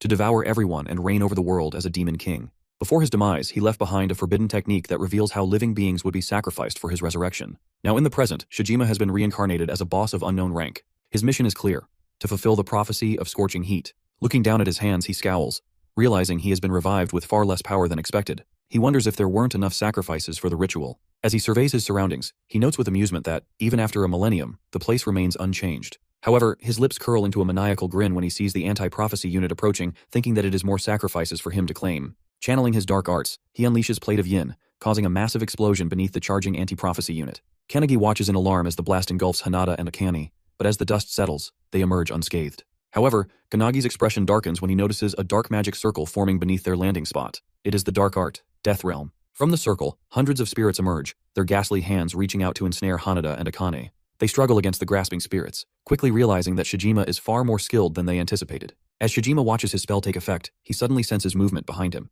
It is Kanagi launching a surprise attack. With effortless precision, Shijima dodges, bending and sidestepping with ease. He smirks, mocking Kanagi as an amateur, before casting Plate of Yin directly beneath him. The blast erupts, but to Shijima's shock, Kanagi emerges unscathed. He counters at Shijima with his Thunderbolt Hadad skill, but it gets blocked as Shijima channels his own dark magic. Despite stopping the attack, Shijima is impressed by Kanagi's choice of skill. From within the smoke, Suo walks up behind Shijima and uses the Chrysanthemum spell, sending a barrage of sharp knives toward him. Shijima is taken aback but easily dodges it by jumping into the air. While he is mid-air, Suo uses another spell, revealing that he already knew Shijima wouldn't be defeated by such a low-level skill. Slamming his weapon down, Suo activates the Autumn skill, causing knives to rain from the sky. However, Shijima simply smiles, calling it a rain of mere lights. He then morphs his hand into a sword and attacks Suo, who blocks it with significant recoil. After being blocked, Shijima realizes that Suo is likely the strongest one in the group. Kanagi, standing to the side, finds Shijima's power bottomless, as he is completely different from the enemies they have faced so far. Shijima feels stronger than even the founders. As Kanagi ponders this, he hears his comrades calling to him from behind. Turning around, he is shocked to see Akane and Hanada being blasted by black art skills. Managing to escape the attack, both Akane and Hanada begin charging toward Shijima, who is still fighting Suo. While engaging them, Shijima summons 3 skeleton demons to deal with Akane and Hanada, who are still charging toward him. Hanada, seeing a demon summoned in front of him, launches a kick, but to his shock, it does nothing. The monsters' bodies are as tough as the minotaurs they faced earlier. One of the skeleton demons stands in front of Kanagi, blocking his path. Meanwhile, Suo and Shijima continue to exchange a barrage of attacks. Shijima mocks Suo, claiming he won't get any help from his comrades. However, as soon as he says this, Suo slashes straight at Shijima's shoulder, declaring that he doesn't need any help. He then points at Shijima, warning him to stay away, stating that the only thing he can rely on is his own ability. Wiping the blood from his wound, Shijima begins to yell maniacally, claiming that he too doesn't need anyone and will devour everyone. With that, he charges at Suo, who barely manages to block the attack just inches away from his body. As Suo struggles to hold off Shijima's assault, he hears someone call him from behind. It's Kanagi, who is charging toward Shijima. Shijima is amazed to see him, as he had sent a demon to stop him. However, when he looks back, he sees the others still fighting the demons, while the one he sent to Kanagi lies cut in half. As Shijima processes this, he is struck by a powerful punch to the face from Kanagi, sending him dragging across the ground. Suo is also impressed by the attack, and Kanagi suggests that they fight together to defeat Shijima. Suo is momentarily shocked as Kanagi and Akane haven't even defeated their own opponents, yet this guy has, and now he's offering to help him. However, Suo's pride gets the better of him, and he outright rejects Kanagi's offer, declaring that he doesn't need anyone's help. He is more than enough to fight alone. Kanagi is in disbelief, but before they can argue further, Shijima suddenly closes in on them, unleashing his Magatsu's breath technique. A powerful beam blasts toward them both. Suo manages to block it, but Kanagi is sent flying, his body struck by the devastating attack. He crashes into a tree and his vision starts blurring as consciousness slips away. As he drifts into unconsciousness, he sees Hinoki and the mage's soul standing before him.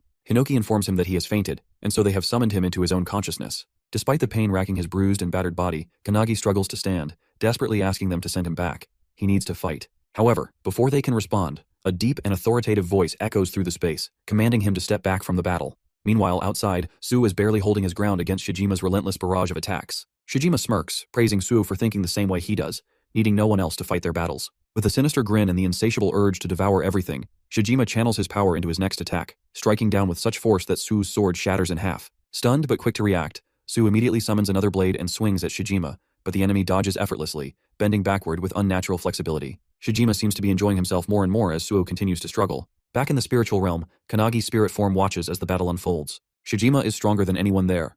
Hinoki states that this is far beyond what Kanagi can handle. The mage adds that Shijima's precision is terrifyingly high. If there had been more humans living in this place, he might have already ascended to the rank of a demon king. She warns Kanagi that if Shijima consumes his life as well, he will become even stronger and unleash havoc upon civilization. She calls their discovery of the grimoire nothing more than a mere coincidence. Hinoki then steps forward, requesting that Kanagi lend them his body so they can handle the matter themselves. However, to their complete shock, Kanagi flat out refuses. Apologizing, he firmly states that this isn't training, this is real. He must overcome this obstacle on his own, just as he will in the future. With unwavering confidence and determination, he looks at them and asks if they agree with him. The mage tries to argue, but is interrupted by Hinoki, who laughs out loud. He tells Kanagi that he has already defeated them. Placing a hand on Kanagi's shoulder, Hinoki reminds him of his claim to surpass the founders.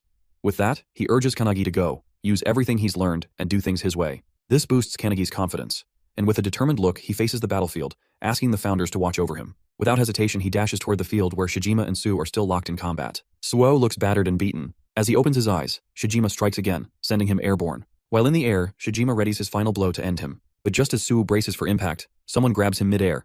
His sword and body are seized by Kanagi. Midair, our boy burrows Suo's sword, and with a swift motion, he throws him toward the ground, away from the incoming magic beam from Shijima. Suo lands hard on the ground, and Shijima turns his attention back to the airborne Kanagi. He releases another Magatsu's breath aimed directly at him, but is shocked to see Kanagi calmly wielding Hinoki's one-handed sword style. With a sharp focus, Kanagi slashes through Shijima's breath attack, cutting it cleanly in half, and with precise control, he strikes Shijima's arm, severing it from his body. Shijima, stunned and horrified, is left speechless, unsure of what just happened. Shaking with fury, he yells about his identity, but Kanagi, his face set with unwavering determination, responds coldly that he is the one who will surpass the founders. The mage observing the battle asks Hinoki if Kanagi will win against the Dark Magus, but Hinoki himself does not know yet. However, he is certain that Kanagi is not foolish. He suspects that Kanagi may have learned something new while he was asleep in the car on the way here. A wide smile spreads across Hinoki's face as he wonders if it is something beyond his own understanding. Suo, watching Kanagi move with such efficiency and fluidity, is equally shocked. Just moments ago, he had rejected Kanagi's help, yet now it is that very help that is saving his life. Meanwhile, Kanagi relentlessly slashes at Shijima, forcing the latter to teleport backward and counter with his dark art skill, Pomegranate. A barrage of energy blasts hurtles toward Kanagi. He tries to dodge them but quickly realizes that they are tracking him. Jumping around in an attempt to evade, Kanagi finds the blasts persistently chasing him. Suddenly, he recalls one of the founder's skills, Aftershock. Slamming his foot into the ground, he erects a stone barrier in front of him, blocking the incoming attacks. Shijima is taken aback by Kanagi's tactics but quickly hurls more blasts his way. In response, Kanagi utilizes the shattered stone fragments to shield himself once again. Seizing an opportunity, Kanagi combines two skills to flash behind Shijima, but Shijima barely manages to dodge in the nick of time. Countering immediately, he unleashes his Plate of Yin Blast, striking Kanagi. Though Kanagi takes the hit, he absorbs most of the impact. Using an airborne rock as a springboard, he lunges at Shijima, recalling the lessons passed down by the founders. Shijima evades once more, but the sheer variety of techniques Kanagi employs leaves him stunned. The founders, watching from afar, are equally shocked by Kanagi's rapid growth and relentless assault. However, Shijima is not done yet. With a dark glare, he activates his forbidden art, summoning a towering skeletal monstrosity through skeleton fusion. This colossal creature looms over all, radiating a powerful, malevolent aura. Shijima smirks, declaring that this will be the end. The giant skeleton swings its massive palm toward Kanagi as the founders yell for him to run, but Kanagi stands motionless, staring at the incoming attack. Deep in thought, he acknowledges that even if he goes all out, he still lacks the power to defeat Shijima. He realizes he needs something more, something beyond his current limits. Recalling the lessons from the mage and Hinoki, Kanagi remembers how to wield Shining Flame and Hinoki's one-handed sword technique. He recalls Hinoki teaching him the Wave Blade attack and various slashes. Drawing upon both teachings, Kanagi channels Shining Flame into his hand while infusing his sword with Hinoki's skill, transforming his weapon into a blazing blade. The mage and Hinoki watch in shock. Kanagi has just achieved the impossible. Holding his newly empowered weapon, Kanagi stands ready. The technique he has just executed is called Blazing Fire Cutting Blade. Without hesitation, he dashes toward the skeletal beast, swinging his fiery sword as Shijima watches in utter disbelief. Remembering Hinoki's teachings about the blade and mage's magic arts, Kanagi desires more than just those two. With that determination, he manages to use the Blazing Fire Cutting Blade skill, engulfing his sword in flames. With a swift swing, he cleaves through the skeleton, splitting it from head to toe, while also slashing Shijima in half. Everyone is shocked by this feat, combining two magic skills in such a way. The alchemist founder is particularly amazed, calling Kanagi an irregular for his ability to switch and combine all kinds of skills. He never expected Kanagi to be capable of merging techniques so effortlessly, and he suspects there may be even more to his potential. Suddenly, the alchemist vanishes, leaving Hinoki confused. Mage, overhearing his words, agrees, realizing they may have underestimated Kanagi's abilities. She now feels a twinge of concern, wondering if it's wise to raise someone like him. However, Hinoki is thrilled by Kanagi's power and eager to see just how far he can grow. As Kanagi lands on the ground, exhausted, he is shocked to see Shijima, who had been cut in half, beginning to regenerate from his own blood. Furious, Shijima snarls that if the attack had hit his head, he might have died. Channeling a dark energy, he forms a death ball, vowing to end things himself. But just as he speaks, Su suddenly slashes his throat from behind. Shijima is decapitated, caught completely off guard. As his body collapses, Suo grabs Kanagi, who has fallen unconscious. Holding him, Su recalls a distant memory. His older brother once carried him in the same way. It had been a freezing night under a bridge, with snow covering the ground. His brother had promised to get food for him in the morning. As Su drifted off to sleep, they had heard the sounds of a grand parade above the bridge, others celebrating while they shivered in the cold, stomachs empty. This memory reminds Suo why he chose solitude. Shijima had tried to manipulate him by preying on his loneliness. But now, looking at Kanagi, he realizes something. He is not truly alone, and even if he is, he can endure it. As he ponders this, the barrier around them begins to crack. Akane and Hanada rush in, immediately worried upon seeing Kanagi unconscious. Once they confirm he's only passed out, Hanada notices the barrier is collapsing from the inside. She warns that they need to act quickly. Hanada asks what would happen if the energy within the barrier explodes outward. Suo grips his sword tightly, revealing that if that happens, they will all be crushed to death. Their only option is to hit it with their strongest attack and try to deflect it. Though Su says this with confidence, deep inside, he isn't sure if they are capable of it in their current state. But they have no choice. As they brace themselves, Kanagi, still unconscious, suddenly lifts his sword, channeling energy into it. Suo notices this in shock. Inside Kanagi's mind, Hinoki takes control, guiding his body. As the barrier explodes, everyone unleashes their full power, while Hinoki executes his one-handed style's splitting cloud attack. Outside the barrier, a red-haired man rushes toward the scene, accompanied by two men. His subordinates warn him that the barrier is about to collapse. Suddenly it bursts open. The men fear they might be too late, But to their astonishment, a brilliant beam of blue light shoots into the sky from Kanagi's sword. The red-haired man watches in awe, recognizing the light as a flawless sword technique, free of hesitation. His name is Makoto, the captain of the anti-prophecy unit. Observing the spectacle before him, he wonders whose work this could be. A while later, on a plane flying over Peru, Midori is on a call with Makoto, amazed that the new member has just stopped the unknown prophecy. Meanwhile, in Japan, Makoto, still on the call, is facing a rank 1 prophecy, one that, according to him, is on a much higher level than what they encountered before. Midori, instead of boarding the plane, sits on top of it, smiling as he reflects on how much the anti-prophecy unit has grown, even though he isn't there to witness it firsthand. However, his amusement is short-lived when Makoto reveals that the core member who stopped the prophecy was none other than Kanagi, the same Kanagi who had only joined the team 2 days ago. Shocked, Makoto desperately demands to know who he really is. Without hesitation, Midori confidently declares that Kanagi is the one who will bring an end to all prophecies. They had been anticipating his arrival for quite some time. There was a lingering sense of expectation surrounding him, as if he was the one they had been waiting for. Makoto, skeptical of such high hopes, questions whether their faith in him is truly justified. Instead of arguing, he is simply told to see for himself. Changing the topic, Makoto urges Midori to return. His presence is needed, as facing an opponent of equal strength without him is proving to be a challenge. Midori chuckles, offering a brief apology before shifting focus. Meanwhile, Rin reaches out, his voice carrying urgency as he speaks of a grand prophecy unfolding before them. It is a colossal enemy, a super-rank prophecy, the boss of suicidal infection, Ishtam. As the monstrous being charges toward him, Midori tells Makoto to hold on, assuring him that he will finish up soon. Without hesitation, he extends his hand and unleashes divine wind turbulence. At that very moment, in a hospital ward, Kanagi's eyes snap open. A startled cry escapes his lips as he abruptly sits up. A nurse, noticing his sudden movement, leans over to reassure him. She informs him that he has finally regained consciousness. He has been in the anti-prophecy infirmary, asleep since the end of his mission. Hearing this, Kanagi wonders if he had merely lost consciousness. His sleep had been so deep that he hadn't even entered the spatial realm to train with the founders. The nurse assures him that he is fine, drawing back the curtain before reminding him to call if he needs anything. As the curtain lifts, Kanagi notices Suo sitting nearby, arms crossed, silently watching him. Seeing him, Kanagi wonders if he had been watching over him the entire time he was unconscious. Kanagi looks around and notices that Hanada and Akane are missing. Curious, he asks about them, to which Suo reveals that they are training, frustrated by their perceived uselessness in the last fight. With an accepting tone, Su calmly states that Kanagi's power was overwhelming. Hearing this compliment from a man like Suo shocks the overpowered boy, but before he can fully process it, Suo suddenly stands and aggressively demands to know who he really is. In less than 2 days after his arrival, Kanagi has already defeated a rank 3 and a potential rank 1 boss, while using a rare fusion spell that Su has never seen before. Pressing the question again, Suo demands to know Kanagi's true identity and how he too can become like him. As Su insists on getting answers, Makoto suddenly arrives, asking if Kanagi is the one he's looking for. Kanagi confirms, but Suo is taken aback by his older brother's unexpected arrival. Makoto walks past Suo, barely glancing at him, while Kanagi hesitantly asks if he really is Suo's big brother. The moment the question leaves his lips, Makoto suddenly draws his sword and swings it inches away from everyone in the room. Both Su and Kanagi are caught off guard. Dodging the attack, Kanagi wonders if it's some kind of test, while Makoto, equally surprised, marvels at how a mere trainee managed to evade his strike. Makoto confirms that it was, indeed, a test, and Kanagi has passed. Without hesitation, he introduces himself as the captain of Su's squad, Su Makoto.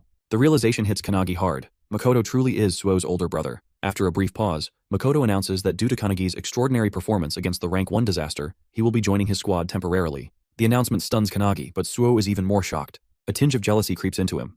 Despite being Makoto's younger brother, even he is not allowed to join his squad. Wasting no time, Makoto orders Kanagi to follow him for a briefing, while in the background, Suo clenches his fist so tightly in frustration that his knuckles begin to bleed. Meanwhile, in the training area, the anti-prophecy unit duo is training hard. Akane wields multiple weapons while Hanada focuses on blocking her attacks. However, no matter how much they push themselves, they know that reaching Kanagi's level is nearly impossible. As they continue practicing, Midori suddenly walks in, announcing his arrival with chocolates from Peru. To his shock, they completely ignore the chocolates and rush toward him, eagerly asking how long he will be staying in Japan. When Midori reveals he will be there for a week, the duo immediately insists on training under him during that time. They refuse to let Kanagi surpass them without a fight. Taken aback, Midori hadn't expected them to be this determined. He agrees to train them but then asks about Su, wondering if he wants to join. Just as he finishes speaking, Su arrives, his expression filled with sheer determination as he confirms that he will be joining as well. Meanwhile, in the hall, Kanagi keeps pace with Makoto's fast strides as he leads the way. Back in the training room, the group is shocked to see Su just as determined to join them. Suo reveals that Kanagi has been scouted by his older brother to temporarily join his squad. This revelation stuns the duo, making them realize just how far Kanagi has progressed. Being personally recruited by Makoto is no small feat. However, Suo sees this as a sign of his own shortcomings compared to Kanagi, believing he must improve himself even more. Meanwhile, in the hallway, Kanagi, growing curious, asks Makoto about the meeting. Makoto reveals that it concerns their next mission, for which they will depart the following morning. As they walk, Makoto suddenly stops and asks if Kanagi is close to his younger brother. Recalling their last battle together, when Suo lent him his sword, Kanagi excitedly confirms that he is. Though Makoto acts indifferent, he secretly worries about his brother, but never shows it. This has led Suo to mistakenly believe that his brother hates him and doesn't care about him. The truth is, when Makoto visited them before, he didn't ignore Suo. He simply couldn't bear to look at his wounds. However, this misunderstanding made Suo believe his brother was disregarding him, fueling his determination to risk his life and grow stronger just to get Makoto's attention. On the other hand, Makoto doesn't want Suo to become stronger. He just wants him to be safe. This deep misunderstanding drives Suo's resolve to surpass Kanagi, believing that only then will his brother acknowledge him. One day he hopes to defeat Makoto himself. Meanwhile, Kanagi, still curious, presses Makoto further, and Makoto finally admits that he truly does care about his little brother. Kanagi finds this heartwarming. Back in the training area, as Suo explains everything to the group, Akane finds it confusing. Even though Suo talks about surpassing his brother and proving himself, he still respects him deeply. Continuing her training with Hanada, Akane remarks that, in the end, Suo just wants his brother's attention. Hanada finds this touching, but Akane's words trigger something in Suo, making him enraged. Meanwhile, in the meeting, Kanagi learns about the 3 core rules of the squad. First, be swift. Second, maintain offensive pressure. Third, overcome weaknesses. Within the Counterforce division, Makoto's squad is considered the strongest in terms of combat ability. The squad operates with a minimum of 7 members, designed to be a small but elite force. Their primary targets are rank 1 and above level threats. Aboard the helicopter, as Makoto's squad is escorted to their mission, a squad member named Jakeru casually remarks that 90% of the team's power comes from their captain, while the rest are just extras. Since Kanagi is only a temporary member, he isn't expected to do much. However, while Jakeru is explaining this, Kanagi is distracted, busy on his phone. Jakeru points this out, prompting Kanagi to apologize, explaining that he needs to contact his friends. Jakeru, confused, asks what he means by contact. Kanagi is trying to contact the other members of the anti-prophecy group, as the founders keep nagging him about it. While the group is training, they receive his message, and reading it shocks everyone, especially Suo, who wonders what the hell Kanagi is thinking by sending it. They immediately show it to Midori, who discovers that the message contains 3 separate pieces of advice, each tailored for a different person. The detailed guidance on how to get stronger impresses Midori. With a smile, he extends his hand and asks if they will follow the advice or reject it. Seeing it as a challenge, everyone accepts, especially Suo, who is enraged that Kanagi has essentially salted their wounds. Back on the plane, Jakeru informs Kanagi that they have arrived at their destination. Wiping the window, Kanagi is amazed by the sight of a vast snowy mountain terrain with enormous crystal spikes jutting out of the ground. Their mission is to deal with a rank 1 prophecy, Frozen Earth. This disaster threatens to freeze the entire planet, as the affected areas are expanding at an alarming rate. If left unchecked, the whole Earth could be consumed, ending all life. This phenomenon is occurring simultaneously in 17 different locations across multiple countries, many of them in urban areas, which only worsens the crisis. Vice Captain Kashi briefs the squad on the situation, stressing that they cannot afford any delays, as reports indicate the freezing effect is spreading faster than anticipated. Leading the mission, Makoto orders the squad to jump from the helicopter's back hatch, as it can no longer proceed safely. Before they jump, he reminds them that no human lives should be harmed. To motivate everyone, he commands them to chant the 3 squad rules, and they all shout them in unison. Standing at the back, Kanagi reflects on his last battle, where he once again relied on Hinoki in the end. Determined to grow stronger during this temporary mission, he sees this as a valuable opportunity to learn from the other members. As everyone leaps from the helicopter, Kanagi resolves to complete this mission on his own. This is his first rank 1 prophecy. At 10:17 a.m., everyone lands safely on the ground. The air is freezing, and despite being an awakener, Jakeru catches a cold, questioning how the temperature is affecting him. Kashi explains that the cold is far worse than the reports indicated, which might be the reason. He also informs the squad that the area is vast and suggests setting up a camp midway. Hearing this, Makoto considers something but keeps his thoughts to himself. Meanwhile, Kanagi asks Jakeru if the prophecy, Frozen Earth, is recorded in any prophecy book. Jakeru denies it, revealing that the anti-prophecy unit predicted it using their unique skills. While many prophecies exist, this is the first time a member has successfully identified a rank 1 prophecy. This is why Makoto's squad was chosen for the mission, given its severity. Kanagi's question is answered, but Kashi notices that he seems slightly nervous. Kashi reassures him that nervousness is better than letting his guard down, but he shouldn't let it become a burden. Jakeru places a hand on Kanagi's shoulder, repeating Kashi's words and reminding him that he is moving with the best crew of the anti-prophecy unit. Kashi yells at Jakeru for being too relaxed, prompting Jakeru to apologize instantly. Suddenly, Jakeru raises his hand, reporting that his radar has detected enemies at 2 o'clock, approximately 200 meters away. Kashi acknowledges the report and vanishes in an instant, only to reappear moments later. She confirms that she scouted ahead and saw 30 monsters with an estimated rank of S++. These creatures belong to the ice gargoyle race of the Tice tribe. Hearing this, Makoto immediately orders his unit to annihilate the enemy. The squad charges toward the incoming monsters in a highly coordinated manner, their teamwork and situational awareness leaving Kanagi in awe. They operate on an entirely different level compared to trainees, making him realize that these are elite warriors, far beyond the regular members. Eager to join the fight, Kanagi asks for permission, which Makoto grants, dismissing the enemies as nothing more than S++ rank. With permission secured, Kanagi launches forward and kicks a monster in the head. However, to his shock, the creature explodes, sending shards flying in all directions. Kashi, skillfully evading a flashy monster's attack, warns everyone that some extremely powerful monsters are mixed in with the rest. Meanwhile, Kanagi activates his fire-cutting blade and completely obliterates a monster with a fiery attack, sending it flying. Witnessing this, Jakeru is stunned that someone like Kanagi used a Fury Sword skill. Kashi is impressed, while Makoto, with just a few swings of his sword, effortlessly slices through the remaining monsters. He also takes note of Kanagi's fiery sword and realizes that the blue light beam he saw earlier must have come from it. With the monsters defeated, the squad sets up camp in the mountains and begins eating. During their meal, Kashi asks Jakeru what else he saw on his radar. Jakeru reports that there are no boss-level threats within a 10-kilometer range. Hearing this, Kashi sighs in relief, confirming that they can spend the night there. However, she soon wonders, where have Kanagi and the captain gone? On the other side, Kanagi sits by his own campfire, attempting to fuse his spells together just as he did before. However, as he focuses on the process, the captain suddenly arrives from behind and calls him out for his enthusiasm about training. Caught off guard, Kanagi nearly jumps out of his skin as Makoto scared the hell out of him by approaching so silently. After calming him down, Makoto sits beside Kanagi and asks if this is his first time camping and whether he finds it difficult. Kanagi enthusiastically claims that he's fine, but to his surprise, Makoto casually states that he just wants to go home and smoke. Kanagi is taken aback. He never expected someone like the captain to talk about smoking. However, to Kanagi's shock, Makoto then reveals that he's desperate to smoke his cat. Confused and alarmed, Kanagi misinterprets his words, thinking he's talking about drugs. He immediately questions the captain about his cat, to which Makoto, getting uncomfortably close, pulls out his phone and shows him a picture. Kanagi asks for the cat's name, and Makoto reveals it's Oribe. As Kanagi examines the picture, he notices the cat's ferocious gaze, but instead asks if Makoto really misses him. To his surprise, Makoto denies it, revealing that Oribe is a complete menace, always scratching his stuff, vomiting everywhere, and being an overall nightmare. Yet despite all of that, Makoto admits that the cat is still adorable, just like his younger brother Suo. Kanagi finds it strange that Makoto is talking this way, but he listens as the captain, in a hopeful voice, expresses his wish to one day talk with Suo the same way he's talking with Kanagi now. Kanagi, being an only child, admits he can't relate, but he offers a suggestion. Perhaps Makoto should treat Suo the same way he treats his cat. Hearing this, Makoto smiles and agrees. He then shows Kanagi some videos on his phone, shocking him with footage of the captain treating his cat like a baby. Amused, Makoto questions whether that kind of behavior is really okay. Then, with a soft expression, he looks at Kanagi and asks if they can practice together. In his mind, Kanagi doesn't really want to, but before he can answer, Kashi arrives, searching for them. She requests that they return to camp, reminding them that they have to depart early the next morning. Makoto agrees without complaint. That night, however, Makoto and his crew remain unaware of a mysterious figure venturing into the snowy land. The person, casually dressed as if heading to the beach, moves deeper into the frozen terrain. When stopped, he claims to be on a mission to fulfill the prophecy of that place. Holding a small book in his hand, he declares it an important mission. He is a solo awakener, heading toward the very same mountain as Makoto and his squad. At the camp, as Kanagi sleeps, he finds himself training in his dreams with the founders. Today's lesson is archery, meant to improve his concentration. He practices with a heavy bow under the guidance of Margit, who is instructing him. Noticing Kanagi sweating, Margit asks if it's painful to keep his focus steady. As they train, Hinoki loudly complains about why it isn't a sword training day, but the mage quickly silences him, reminding him that it was his turn the previous day.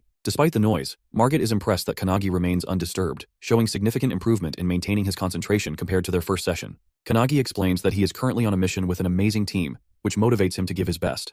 With his focus locked on the target, he releases the arrow, hitting the bullseye with perfect accuracy. Margit is amazed by the precision, while Kanagi drops to the ground, sighing in relief. Margit reminds him not to forget the feeling and calls it a day for training. Realizing that the session is over, Hinoki gets excited, immediately drawing his sword and ordering Kanagi to get up for sword training. However, just as they are about to start, Kanagi is suddenly awakened by his crew as it's time to continue their journey. Before setting off, Makoto briefs everyone, stating that today, they will slay the boss tied to the prophecy. As they venture ahead, they encounter more monsters. This time, a flock of blue birds. As the squad charges toward them, the founders within Kanagi comment on how easy this mission should be, given the team's strength. However, the mage notices that one of the older founders appears uneasy, sensing that something is off about the fight. After a fierce battle, the crew successfully clears the monsters, clearing their path forward. Makoto then orders Jakeru to scout ahead. Jakeru reports that approximately 2,000 meters from their position, there is likely a major boss, and it is heading straight for them. He then delivers horrifying news that the monster will reach them in just 10 seconds. Within moments, a towering figure known as the unknown god Calamitas comes rushing toward them with a ferocious, maniacal expression. Her aura is completely different from any monster they have faced before.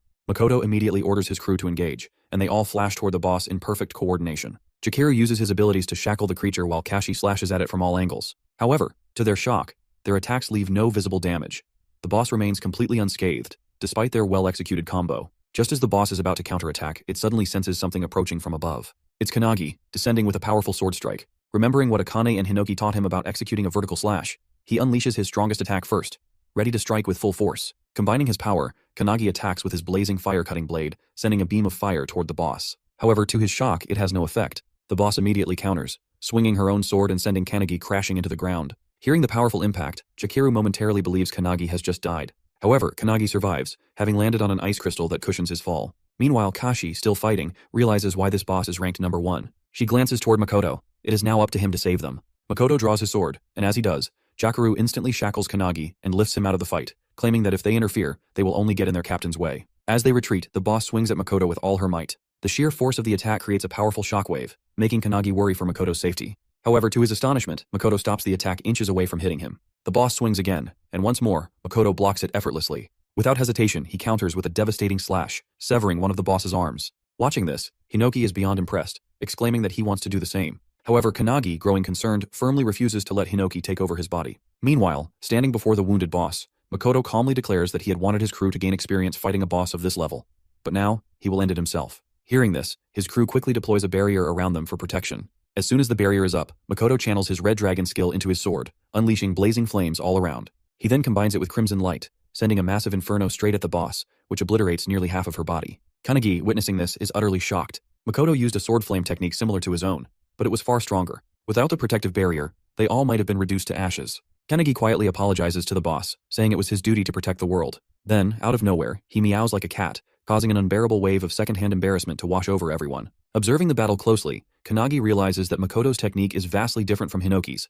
His skills are truly on another level. Amazed, Kanagi now deeply desires to learn from him. Meanwhile, Makoto delivers a final follow-up slash, cutting the boss completely in half. However, in an instant, a flash of light streaks through the battlefield.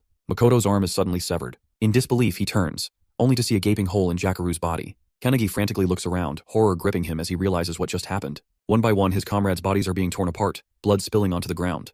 They are all dropping dead before his eyes. Kanagi, seeing Jakaru falling, rushes to help him, but with the last of his strength, Jakaru pushes him away. Stumbling backward, Kanagi watches in disbelief as the comrades he fought alongside just seconds ago are now collapsing before his eyes. Despite being on the brink of death, Jakaru is filled with regret. His radar failed to detect the incoming attack, leading to this devastating loss. As he falls, he apologizes to his captain and crashes onto the ground, hoping his team has at least seen where the attack came from. Kashi is safe, but several other members are struck by the same beam, piercing straight through them. Makoto, clutching his severed arm, yells at his team to take cover in the terrain, calling it a skill attack. Without hesitation, everyone obeys and runs for their lives. While fleeing, Kashi calls out to a fallen comrade, urging him to follow. However, he hesitates, worried about their captain, who is severely wounded. The attack that severed Makoto's arm cannot be blocked, not even by a barrier, because its properties allow it to annihilate everything it touches. Suddenly, another beam hurtles toward Makoto, but he narrowly dodges it by leaping into the air. Kashi watches in growing fear as the boss unleashes a relentless barrage of attacks while simultaneously regenerating. Realizing they must take down the boss in one decisive burst, she turns to Kanagi, only to find him kneeling on the ground, frozen in shock. Kanagi stares at the bodies of his fallen comrades, his voice barely above a whisper as he pleads with the founder Valentine, asking if she can resurrect them. However, with an embarrassed expression, Valentine apologizes. She cannot bring back the dead. Kanagi falls silent for a moment, then takes a deep breath. He calls upon all the founders, admitting that while he wanted to handle everything himself this time, he now realizes he may need their help once again. Without hesitation, Hinoki steps forward and takes control of his body. Meanwhile, Makoto, analyzing the attack, realizes that it completely bypassed Jakaru's radar. Since Jakaru's radar can only detect threats within a 3-kilometer range, the attack must have originated from beyond that distance. This single strike not only killed Jakaru but also severed Makoto's arm, proof that their hidden enemy is at least as strong as he is. Determined not to let his fallen comrade's sacrifices be in vain, Makoto pushes beyond his current limits, channeling power far beyond his normal capacity. He focuses his energy, using his heightened senses to pinpoint a location over 3 kilometers away, despite the obstacles concealing the enemy. Clenching his sword, he remembers those who have fallen today. Their deaths fuel his resolve. With unwavering determination, Makoto charges his blade with crimson light and unleashes a devastating blaze of fire. The scorching inferno rips through the ground, obliterating everything in its path, until, at last, it reveals the enemy who cast the deadly spell. It is the same boy who arrived there alone, casually dressed. He is impressed that Makoto managed to track him down after his attack, just as expected from the captain of the strongest squad. However, Makoto is shocked. His attack was completely consumed by this man. The boy claims that if Makoto still had his left arm intact, that attack would have killed him. He is using a spell called Darkness to channel dark orbs around him. As he walks toward Makoto, he launches one of the orbs with the intent to kill. In response, Makoto swings his sword, conjuring an ice barrier. He then counters in an instant, vanishing and reappearing behind the boy, slashing at his neck. But before Makoto can process what just happened, the same devastating beam attack strikes again, tearing a chunk off his torso. The boy remains unharmed, calmly stating that he had anticipated Makoto's attack. However, he adds that Makoto is the one truly close to death. That comment ignites Makoto's rage. With what little strength he has left, he lunges forward, swinging his sword. But the boy effortlessly sidesteps and counters with a powerful kick, landing a direct hit on Makoto's open wound. However, Makoto is one step ahead. Using the opening, he strikes with the back of his sword, sending the boy crashing into the ground. As Makoto watches, he becomes curious. Why did the boy stop using his beam attack after only a few shots? Despite its overwhelming power, it seems he cannot sustain it indefinitely. Realization dawns on him. The boy cannot use his spell continuously. In terms of endurance, they are evenly matched. The boy, after crashing, manages to land on his feet, confirming Makoto's suspicion, but pointing out that they are not in the same condition. Makoto is at a clear disadvantage, one arm severed, half his body missing. However, our Chad Makoto refuses to acknowledge the concept of a disadvantage. He recalls the 3 rules of the Makoto squad, drawing strength from them. Determination floods his body as he readies himself to fight until his last breath. With unwavering resolve, he channels electric fiery energy, burning his own wounds to cauterize them and stop the bleeding. As he does, he roars the squad's 3rd rule into the battlefield. Overcome your weakness. With those words, he unleashes Scarlet Blaze. The boy's eyes narrow. He realizes that Makoto is burning away his own life force to amplify his power. In response, he does the same, fueling his darkness spell with his very essence. Makoto, calling upon the spirits of his fallen comrades, glares at his opponent. His voice booms across the battlefield, warning him not to look down on his squad. Meanwhile, in the back, as Kanagi calls upon his funders for help, his hair turns white as Hinoki takes control of him. The other squad members, who are still running, are suddenly stopped by the boss, who remains strong as she regenerates her arms. Kashi, witnessing this, grows concerned, realizing she cannot subjugate the boss alone. She calls out to Kanagi, who is still kneeling in the back. To her, it seems as though his fighting spirit has completely faded after witnessing his squad members' deaths. It is only natural. He was just an ordinary person who recently joined the squad. However, to her shock, Kanagi rises from the ground. In a blinding flash, he dashes forward and lands a devastating kick on the boss, sending her flying. On the other side of the battlefield, Makoto and his opponent continue their fierce exchange, trading blow after blow. Makoto, wielding only half of his sword, unleashes Scarlet Light. The opponent barely dodges by leaning to the side. Despite evading the attack, he grows uneasy. It is getting harder. Makoto's flames, which should have been erased by his darkness spell, are re-emerging and striking him again. Furthermore, there is a limit to how much he can control his darkness manually, and that limit is approaching. Realizing this, he sends a barrage of darkness orbs at Makoto, but Makoto swiftly dodges, seizing an opening to lunge forward and slash his opponent's arm clean off. Now their positions are reversed. However, despite losing his arm, the opponent leaps forward and drives his knee into Makoto's wounded arm. Makoto collapses to the ground in pain as the opponent slowly approaches. Looking down at him, he claims that losing an arm means nothing. After all, there is still a hole in Makoto's stomach. He then reveals something chilling. He had already anticipated Makoto's strategy. From the very first attack, he knew Makoto would engage in close combat. He acknowledges Makoto's strength, admitting that he always makes the best decisions and never wastes time. However, he also points out Makoto's flaw. He is too predictable. That, he declares, is the reason why Makoto will lose. Reaching into his bag, he pulls out a book. Holding it up, he claims that Makoto's defeat has already been decided by its contents. Makoto's eyes widen in shock as he recognizes it as the Book of Doom. The opponent opens the book, revealing a startling truth. The guy claims that if there is an organization that exists to stop prophecies, then it is only natural that another exists to fulfill them. Makoto is stunned as he never knew such an organization existed. The opponent then makes his final revelation that he is one of the 12 apostles of the apocalypse. He introduces himself as the 12th of darkness, the one destined to fulfill the prophecy. Makoto, still in disbelief, questions the reason behind his obsession with bringing about destruction. The opponent, flipping through the pages of the book, smirks and asks if he reveals will Makoto forgive him. Makoto is enraged by the mockery. Without hesitation, he swings his sword with all his might, nearly severing the opponent's shoulder. Makoto is confident that he can win this battle, as his opponent appears to be out of mana, and his body seems to be reaching its limit. Makoto channels the red dragon form, convinced that it will secure his victory. On the other hand, the guy, with his shoulder nearly severed, is still standing, declaring that this is Makoto's end. With that, he takes out a potion and drinks it, unleashing a flashy burst of light. The light blinds Makoto, and suddenly, within that brilliance, a powerful fist strikes Makoto's face, sending him crashing to the ground. As the dust settles, Makoto is in disbelief, seeing that all the damage he inflicted on the guy has been healed, and his opponent is back to full strength. The guy claims that the potion he used is an artifact, which allowed him to heal completely. With one arm, Makoto uses his scarlet light blade again, sending a sword wave toward the guy. However, the guy disperses it with his darkness orbs and counters with a barrage of attacks. Makoto is left in shock, as the artifact the guy used is supposed to be controlled by countries due to how overpowered it is, and no ordinary organization should be able to possess one. The guy kicks Makoto in his gut wound, sending him to the ground, where he takes his final breaths. Seeing Makoto beaten, the guy lets out a sigh of relief, believing he has finally defeated him. Meanwhile, Makoto, remembering his childhood and his comrades, tries to reach for his sword. He also recalls Kanagi's words about treating his brother like his cat, which brings a smile to his bloodied face. With renewed determination, he picks up his sword, but as he is about to swing it, a darkness beam hits him, completely severing the hand holding the sword. The guy, with a confident tone, bids Makoto his final goodbye. However, just as he is about to deliver the finishing blow, someone arrives, parting the crystal behind him. It's Kanagi, backed up by all the founders, ready to get their revenge on the guy who made their disciple cry. Makoto notices Kanagi's presence and is initially worried, but soon realizes that it's not just Kanagi.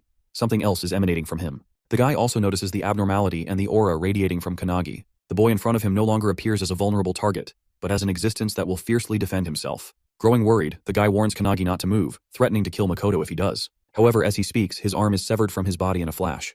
The guy is shocked, unable to comprehend how it happened so quickly. Meanwhile, Kanagi simply swings his sword from a distance, the force of the strike even dulling his blade. The founders notice this, surprised that the sword dulled after just one strike. The alchemist founder steps in, transmuting multiple weapons for Kanagi to use in the fight. With pure vengeance in his eyes, Kanagi orders every founder to unleash hell on the guy. Meanwhile, the guy completely regenerates his arm, which shocks Hinoki. The mage founder explains it as reversal, a skill she didn't expect a modern awakener to possess. She speculates that the artifact he used continuously heals his wounds until its effect wears off. As she speaks, Kanagi launches an arrow that strikes the guy directly in the head. The guy didn't see it coming, but he regenerates the wound instantly. Seeing this, one of the founders asks the mage how they can kill the guy. She reveals that they must kill him repeatedly until he eventually dies. The guy uses his darkness spell as Kanagi loads another arrow. When Kanagi releases the arrow, the darkness spell tries to intercept it, but the arrow pierces through, striking the guy in the chest and head. The Archer founder mocks the guy, asking if he truly believed he could stop his arrows. The guy regenerates his wounds and counters with a darkness orb's attack. Kanagi, using the founder's evasive powers, dodges the attack and flashes toward the guy, kicking him in the face. He then grabs the guy's hand and delivers a palm strike to his face. One of the founders notices that the guy can't use his annihilation beam attack if his vision is blocked by his own orbs, which works in their favor. Dodging the attack becomes easier because of this. Kanagi delivers a powerful blow to the guy's gut, sending him crashing to the ground. The founders wonder how many times they'll have to watch the same guy die and regenerate. Meanwhile, Kanagi walks over to Makoto, who, in his beaten state, asks if he is truly Kanagi. Kanagi denies it, explaining that the founders are using his body as heroic spirits. Using Valentine's healing power preservation, Kanagi begins healing Makoto's arms. As he heals, Kanagi reveals that they are in a hurry and must act quickly. Seeing Kanagi leave, Makoto understands that it's the founders who are in control. A short distance away, the guy gets back up, shocked that his spells are being dodged and countered so effortlessly. Without giving him time to think, Kanagi attacks him with a spear, piercing straight through his heart. The guy is relentlessly attacked, dying repeatedly without a moment to recover. One of the founders asks the mage if keeping the spear in the guy's heart will prevent him from regenerating. However, the spear passes through his body, and he begins to regenerate again. As the guy starts to recover, Kanagi delivers a powerful kick from above, crashing him back to the ground. Kanagi wonders which body parts regenerate first if they completely destroy his body. The guy begins regenerating from his hand, but by the time his full body is restored, he is gasping and exhausted. He is being obliterated but refuses to let a boy stop him. Deciding to kill Makoto and escape, he rushes toward him, only to find Kanagi already sitting there, guarding Makoto. With a maniacal smile, Kanagi reveals that he is too late. Hinoki then takes control of Kanagi's body and, using his sword style, completely cuts the guy's body into pieces. Even though the guy is obliterated, he doesn't fear death, as he believes he is fulfilling a prophecy. However, his resolve begins to waver in the face of something as terrifying as Kanagi. As the guy regenerates again, he tries to remind himself of his mission to fulfill the prophecy, refusing to let fear overcome him. He reaches for another artifact in his bag, but before he can use it, Kanagi cuts off his arm. The artifact scatters to the ground, creating a powerful golden cage around Kanagi called the Sand Cage of Time. The regeneration effect on the guy ends, and he is unable to regenerate his arm. Relieved, the guy believes he has barely made it. The founders, seeing the cage, grow concerned, wondering what to do next since the guy's regeneration is nearly over. The guy, standing outside the cage, claims that even his darkness can't destroy the cage, so Kanagi can't kill him from within. With a nervous expression, he declares that he is going to leave, but before he can finish his sentence, Hinoki yells at him to watch closely. Suddenly, the guy feels a strong aura behind him and turns to see Makoto standing on his own 2 feet, still regenerating. How is Makoto that much of a Chad and overpowered? Well, it all goes back to his childhood when he trained with the best, Midori. Even Midori lost to Makoto in a sword fight, which led him to suggest that Makoto find a better master to continue his training. Following the advice of the world's strongest awakener, Makoto searched for masters to become a disciple of those at the highest level. However, he surpassed every master he encountered, whether they taught him swordsmanship, magic, or agility. Every master gave up on him in less than a month. One of the masters recommended him to the strongest swordsman they knew at the time, Hinoki Ichika, the little sister of Hinoki. Ichika became Makoto's final master, and he trained under her for about 3 years. One day, while training with Ichika, Makoto asked about a sword technique mentioned in a book called Indomitable. Even Ichika couldn't figure out how the technique worked, claiming that it was a skill only Hinoki, the founder, could use. Makoto found it fascinating, as he had read about it in the book. However, Ichika soon realized she had nothing left to teach Makoto, as he had already mastered Hinoki's one-handed sword style. Makoto wanted to grow even stronger, but Ichika didn't know how he could progress further. She compared him to an unblooming bud, stating that even with all his training, blooming in this lifetime would be difficult for him. She hoped that one day, a stronger swordsman would appear before him. In the present, Makoto realizes that this moment is happening right before his eyes. He notices Kanagi using sword techniques he didn't even know existed. According to Ichika, such an opportunity might come only once in a lifetime, and he shouldn't miss it. Grateful for the chance, Makoto thanks Ichika in his heart and begins touching his severed arms together. Seeing this, all the founders are confused about what he's trying to do. Kanagi is also worried about his captain, who is outside the cage with the enemy. Makoto begins emitting the same aura as Kanagi. Meanwhile, inside the training ground of the anti-prophecy faction, Midori, who is training with Suo, senses a powerful aura. Suddenly, an explosion rocks the area, and as the dust settles, they are shocked to see a massive hole in the wall, and Midori is gone. Back on the battlefield, the guy is confused, seeing Makoto able to perform such a feat despite his condition. He is certain that he will be cut down. Witnessing this, Hinoki explains to Kanagi that people are like flowers, blooming at their true potential when they reach their peak, whether physically, spiritually, or through mastering an ultimate technique. For Makoto, this is the moment of his true potential. Hinoki, standing behind Kanagi, advises him to engrave what he sees deep in his mind. Kanagi realizes what Hinoki is trying to say. Like a blooming flower, Makoto lifts his arms as if holding a sword and, with unwavering determination, manages to use Hinoki's one-handed sword style's lost technique, Indomitable, the very technique he read about in the book. Even though the guy's darkness defenses are flawlessly activated, his body is cut in half without Makoto even wielding a physical sword. The guy wonders if this is the time and place where he will meet his end. As his body falls apart, Hinoki praises Makoto for materializing a sword that existed only in his mind.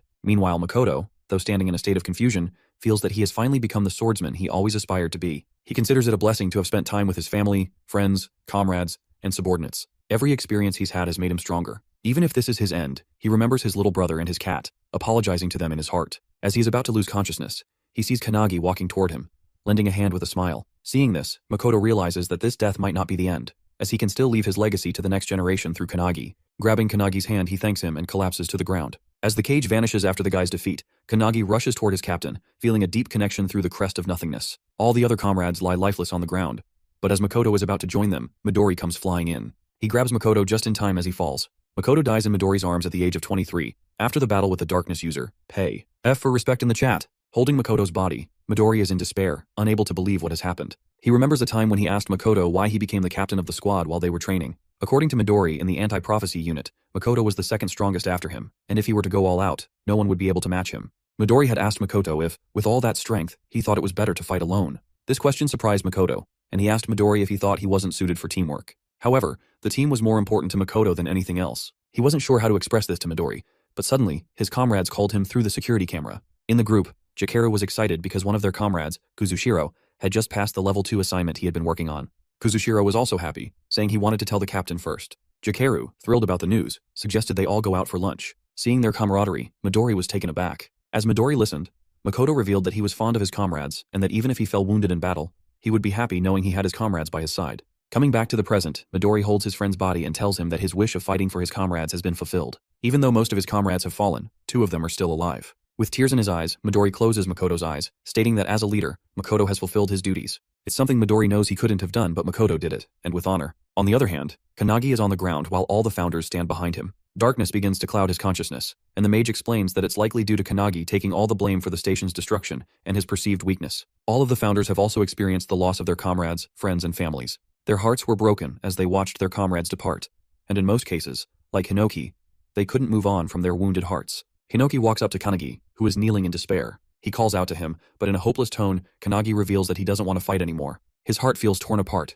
and he believes that if he had let the founders fight from the beginning, no one would have died. He now understands that in his attempt to become strong for others, he ended up becoming merely a vessel for the founders. Hinoki, hearing Kanagi's words, tries to say something, but Kanagi is too overwhelmed by his thoughts. He feels the hand he shook with Makoto in his consciousness burning like fire. Kanagi knows that Makoto entrusted him to carry forward his legacy. This brings tears to the founders' eyes, but what Kanagi says next shocks them. He declares that he now not only wants to surpass the founders, but to surpass them with every moment he has. Suddenly, a beam of bright light hits Kanagi as he declares his determination. From now on, he will not let anyone else die. Bro is now 1000 levels mentally strong. 1 month later, in Nagano Prefecture at Mitaki Mountain, Suo is practicing hand-to-hand combat with Kanagi. He sends blow after blow toward Kanagi, who dodges them all. Kanagi then counters with a penetration attack, which Suo blocks, but the attack creates a shockwave behind him. Kanagi is shocked that Suo redirected the force of his penetration spell so effortlessly. As he processes this, Suo counters, but Kanagi is ready and uses Aikido to swing Suo around. Suo tries to kick midair, but Kanagi blocks it and counters with a powerful kick of his own. Just as he's about to land the hit, a loud shout stops them both. It's Ichika. How did it all happen? Well, the annihilation of the squad has left a deep scar in the anti-prophecy unit. During the funeral of the fallen, everyone was in grief, but Suo stood frozen in front of his brother's picture the entire time. Later, as Kanagi was heading to his room, he saw Suo coming out of Makoto's room, holding some books and a cat. Kanagi recognized the cat as Oribe, the one Makoto often talked about. Suo was shocked that Kanagi knew about his brother's cat, something even he hadn't been aware of. Before entering his brother's room, Suo didn't know about the cute cat, the books, the clothes, the food, or even the thoughts his brother had. He only discovered these things when he went through Makoto's belongings. Kanagi noticed that Suo had a bunch of diaries with him, which he planned to take. These diaries were left by Makoto, so that his brother could read them in case he lost his life. All of Makoto's daily training and missions were recorded inside. However, Suo noticed something else. Every sentence in the diaries ended with Makoto worrying about Suo. He wrote about how Suo was doing, how the weather was cold, and even about Suo's achievements and life events. Reading this alone in his room, Suo broke down in tears, curling up on the floor as he realized that everything his brother wrote was about him. Comment a tear emoji if you're crying too. As Suo revealed all this to Kanagi, Kanagi also shared that Makoto always talked to him about Suo and his cat, Oribe. Hearing this, Suo teared up, declaring that from now on, he wants to get stronger so his brother won't have to worry about him from heaven anymore. With that, they both went to Hinoki Ichika to train. At first, she was cautious of them until they revealed that Suo was Makoto's brother and that Makoto had fallen in battle. This shocked Ichika, but she kept her composure. In sync, both Suo and Kanagi requested her to train them to become stronger. Coming back to the present, Ichika is amazed at how much they've both improved, especially Suo, who has progressed remarkably. Kanagi asks about his own progress, to which Ichika responds with an annoyed sigh, claiming she has nothing left to teach Kanagi since he already knows everything. She jokes that it should be her asking him to teach her instead. She then kicks a stick toward both of them and, with a manic grin, declares that she is the sword, challenging them to come at her. With that, they both charge at her, Suo striking from the front while Kanagi attacks from above. As they fight, Kanagi is determined to get stronger and is confident that he will become the strongest awakener in the world. Meanwhile, in England, London, a man wearing a hat and coat walks down the night streets alone. As he turns a corner, someone recognizes him as one of the 12 apostles of the apocalypse. Quatra. Quatra also recognizes the person approaching him. It's Midori. Midori straight up demands that Quatra reveal the location of his base and comrades, warning him that if he says anything else, he will die. Hearing this, Quatra instantly summons his weapon, a strange heart-shaped pike, and challenges Midori to come at him. Suddenly, a burst of blood sprays from the alleyway, followed by Midori walking out unscathed. Outside, other members of the anti-prophecy group are waiting. Midori hands them the book, turns and leaves, stating that 7 people are left. They now have 5 books, meaning they've killed 5 members of the 12 apostles of the apocalypse, and Midori is now heading to the next target. Inside the anti-prophecy's top-secret facility, the Hunt of Everlasting Secrets, someone presents the book that Midori collected to an old lady. Her name is Io, the superintendent of the anti-prophecy unit. The man who brought the book confirms that it's from Midori, and reveals that these are prophecy books belonging to the 12 apostles of the apocalypse. This man is Jengen, the assistant to the superintendent.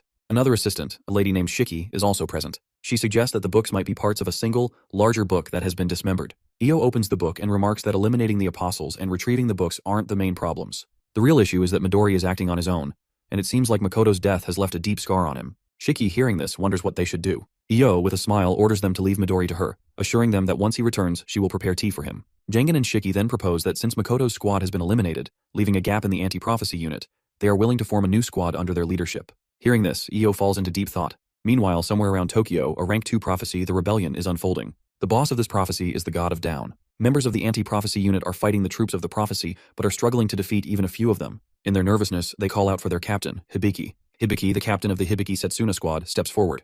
To her, the troops are boring and easy to defeat. She then looks back at Akane, who has joined her squad, and asks if she can handle it. Akane uses her Trismegistus spell, creating a massive blob of mercury. She warns everyone to stand back as she flows the mercury onto the ground toward the troops. Once every troop has their feet submerged in the mercury, Akane uses her gasification spell, converting the mercury into gas. The troops begin coughing and suffocating. Akane then follows up by converting the gas back into liquid mercury, which is now inside the troops' bodies. She uses crimson heat to boil the mercury within them, and finally she solidifies the mercury, instantly killing all the troops by forming spikes inside their bodies. The entire squad is shocked, as Akane has just wiped out all the troops in a matter of seconds. Akane snaps her fingers and turns toward the group, announcing that she's finished. Hibiki walks toward her, clapping, and praises Akane for using all 3 states of matter and executing 4 attacks in a single skill. She holds Akane's chin and remarks that it's a shame Akane is only a temporary member of their group.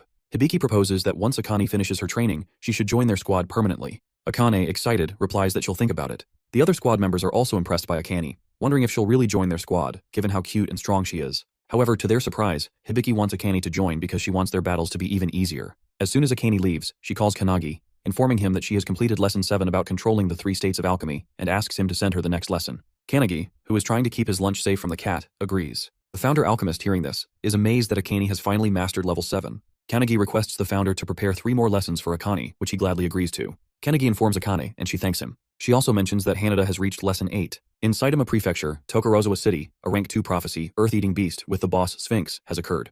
Hanada, sent to eliminate the boss, uses his lightning kick and completely destroys the boss with a single strike. With this, he completes his level 8 lesson on the lightning kick. The captain of the Todoroki squad praises Hanada and proposes that he join their squad. Hanada, like Akane, wants to think about which squad he should join. He asks Akane for advice, and she, excited to compete with him, claims that no matter which squad he chooses, she'll win against them. Kanagi, who is on a joint call with them, is happy that they're both getting stronger and declares that he should get up and start training too. As Kanagi is talking, Suo gets annoyed that Oribe the cat always clings to Kanagi and not him. He yaps about it, and as he tries to pull the cat away from Kanagi, Akane asks if they've heard the rumor about a new squad forming. Kanagi hasn't heard about it, so she explains that a new squad is being formed to fill the gap left by Makoto's squad. The captain of this new squad will be selected from the member with the highest achievements. Kanagi takes the news lightly, but Akane has something else on her mind. She reveals that the real question isn't who will become the captain, it's whether Kanagi wants to form his own squad. At first, Kanagi brushes it off as a joke, but then he freezes, realizing the weight of what she's saying. Kanagi asks Akane why she said that. She reveals that there is a certain desire within the anti-prophecy,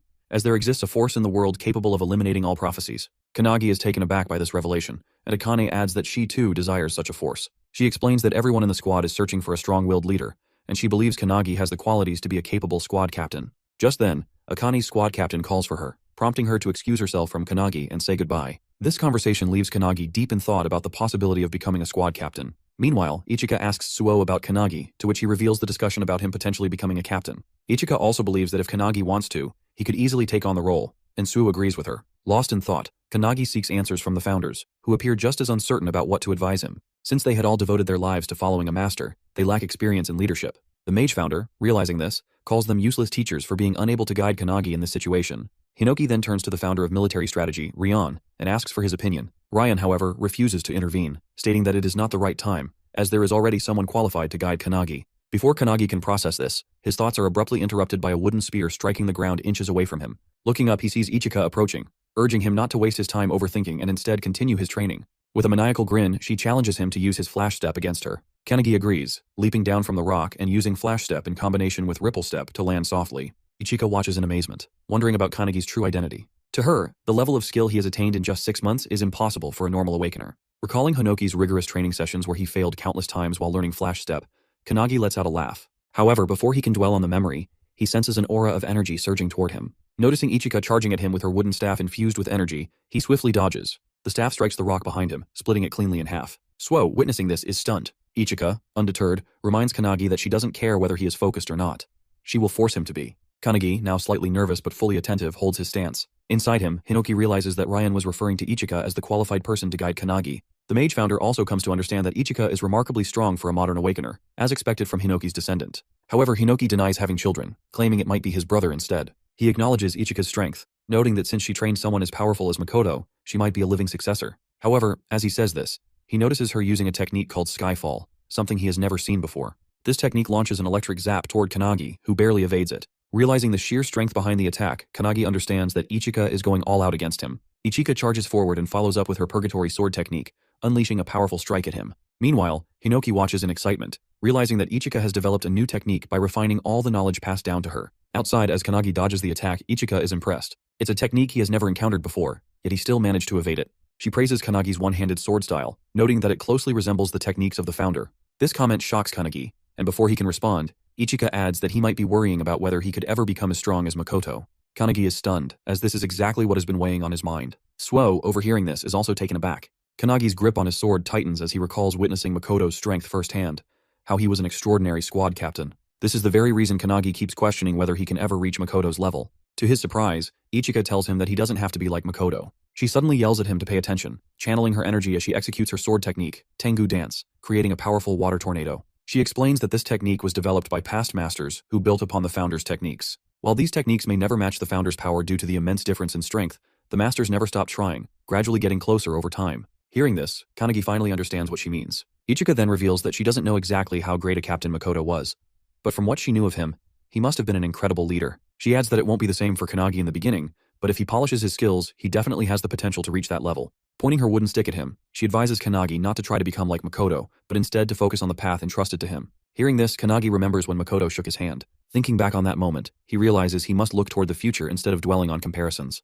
A smile appears on Ichika's face as she declares that, for the sake of that future, she will train him herself. With that, they both engage in intense training, pushing each other to their limits. 2 weeks later, at the Anti-Prophecy headquarters, Hibiki and Todoroki, 2 squad captains, review the list of newly recommended squad candidates. The list, submitted by the superintendent themselves, includes Kanagi and Ichika. Some members find this selection odd. Meanwhile, outside the HQ building, a dark figure speaks on a cell phone, informing someone that they have successfully infiltrated the facility and that the new squad captain exam will take place in 3 days. This figure carries the Book of Doom and boldly declares that they will soon become the new squad leader of the Anti-Prophecy. This figure is none other than Eva, a member of the 12 Apostles of Apocalypse. Eva possesses a skill called Heavenly Demon, which allows her to replace the existence of anyone she kills. Her goal is to become the captain of the newly formed squad of the Anti-Prophecy and destroy the organization from the inside. As Midori continues his killing spree against the 12 Apostles, more than half of them have already fallen. Since they cannot defeat Midori head-on, they have decided to sabotage the Anti-Prophecy from within.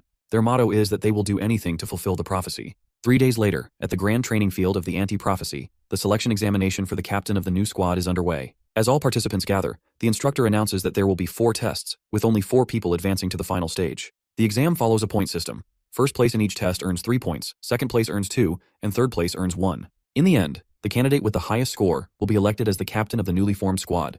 The superintendent watches as the instructor urges all participants to give their best effort. In unison they yell, "Yes!" Among them, Kanagi feels the weight of everyone's gaze.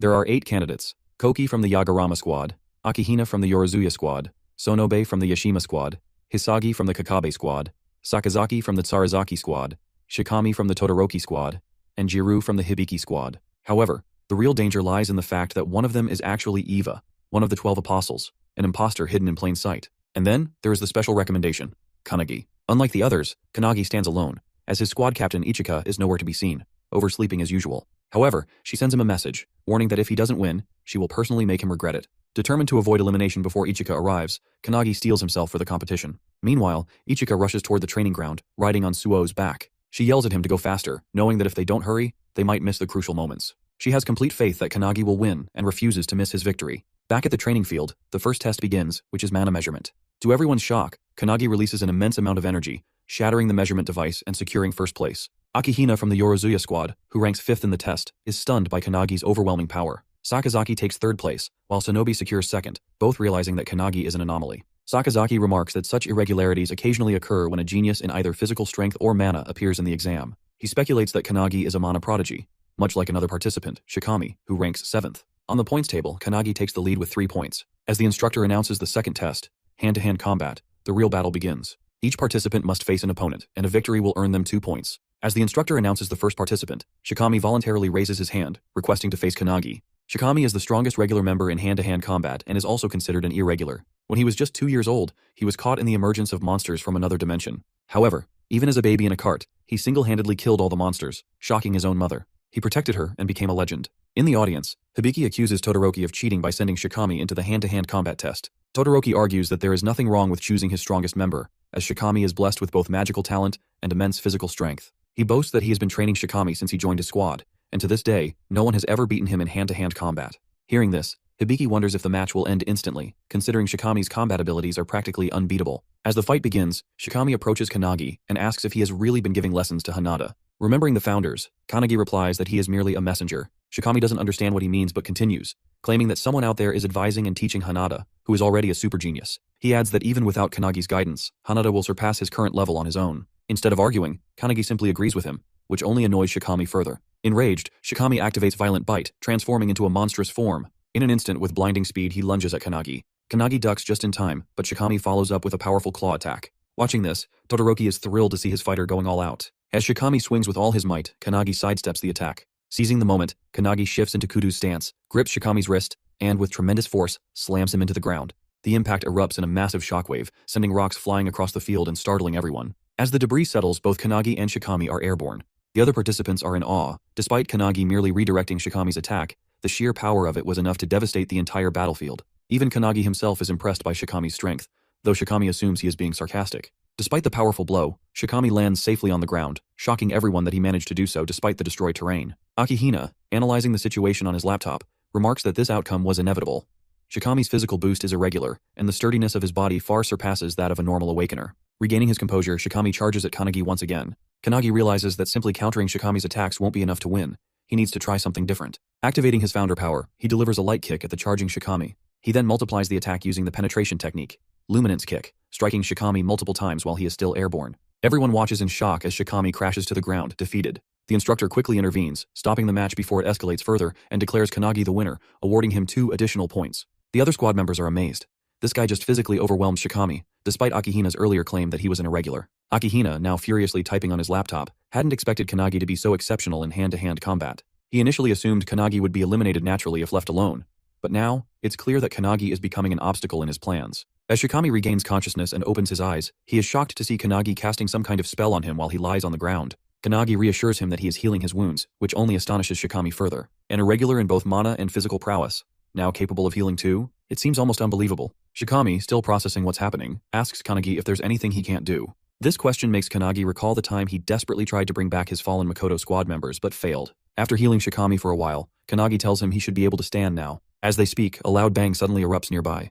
Kanagi looks over and reveals that it marks the final match of the hand-to-hand combat exam. Shikami, now alarmed, wonders how long he has been unconscious, realizing it must have been quite some time. Kanagi calmly tells him it has only been 5 minutes. According to Kanagi, after their fight, the other battles started simultaneously. 2 of the pairs finished instantly, but Akihina and Hisagi are still fighting even after 5 minutes. Both remain determined, exchanging a relentless barrage of blows with full force. As Hisagi charges at Akihina, she pushes him back with a powerful attack, mocking him for lacking any special abilities. She taunts that without unique skills or traits, he is unfit to be a captain. Akihina steadies himself and counters her remark, stating that he is not the type who seeks to stand out. According to him, even if an ordinary person were to take on the captain's role, death would be the only outcome for them. He believes that a captain must have the ability to adapt to any situation in order to increase the survival chances of every squad member, even by just 1%. Akihina declares that this is his goal, ensuring that he does not suffer the same fate as the Makoto squad. This statement strikes a chord with Kanagi, as Akihina is speaking about his fallen comrades in such a manner. Shikami also takes offense and warns Akihina to watch his words. Back in the fight, Hisagi executes her disciplined chainsword technique, generating an energy whirlwind as she charges straight at Akihina. Even though Akihina blocks the attack, the sheer force sends him crashing to the ground.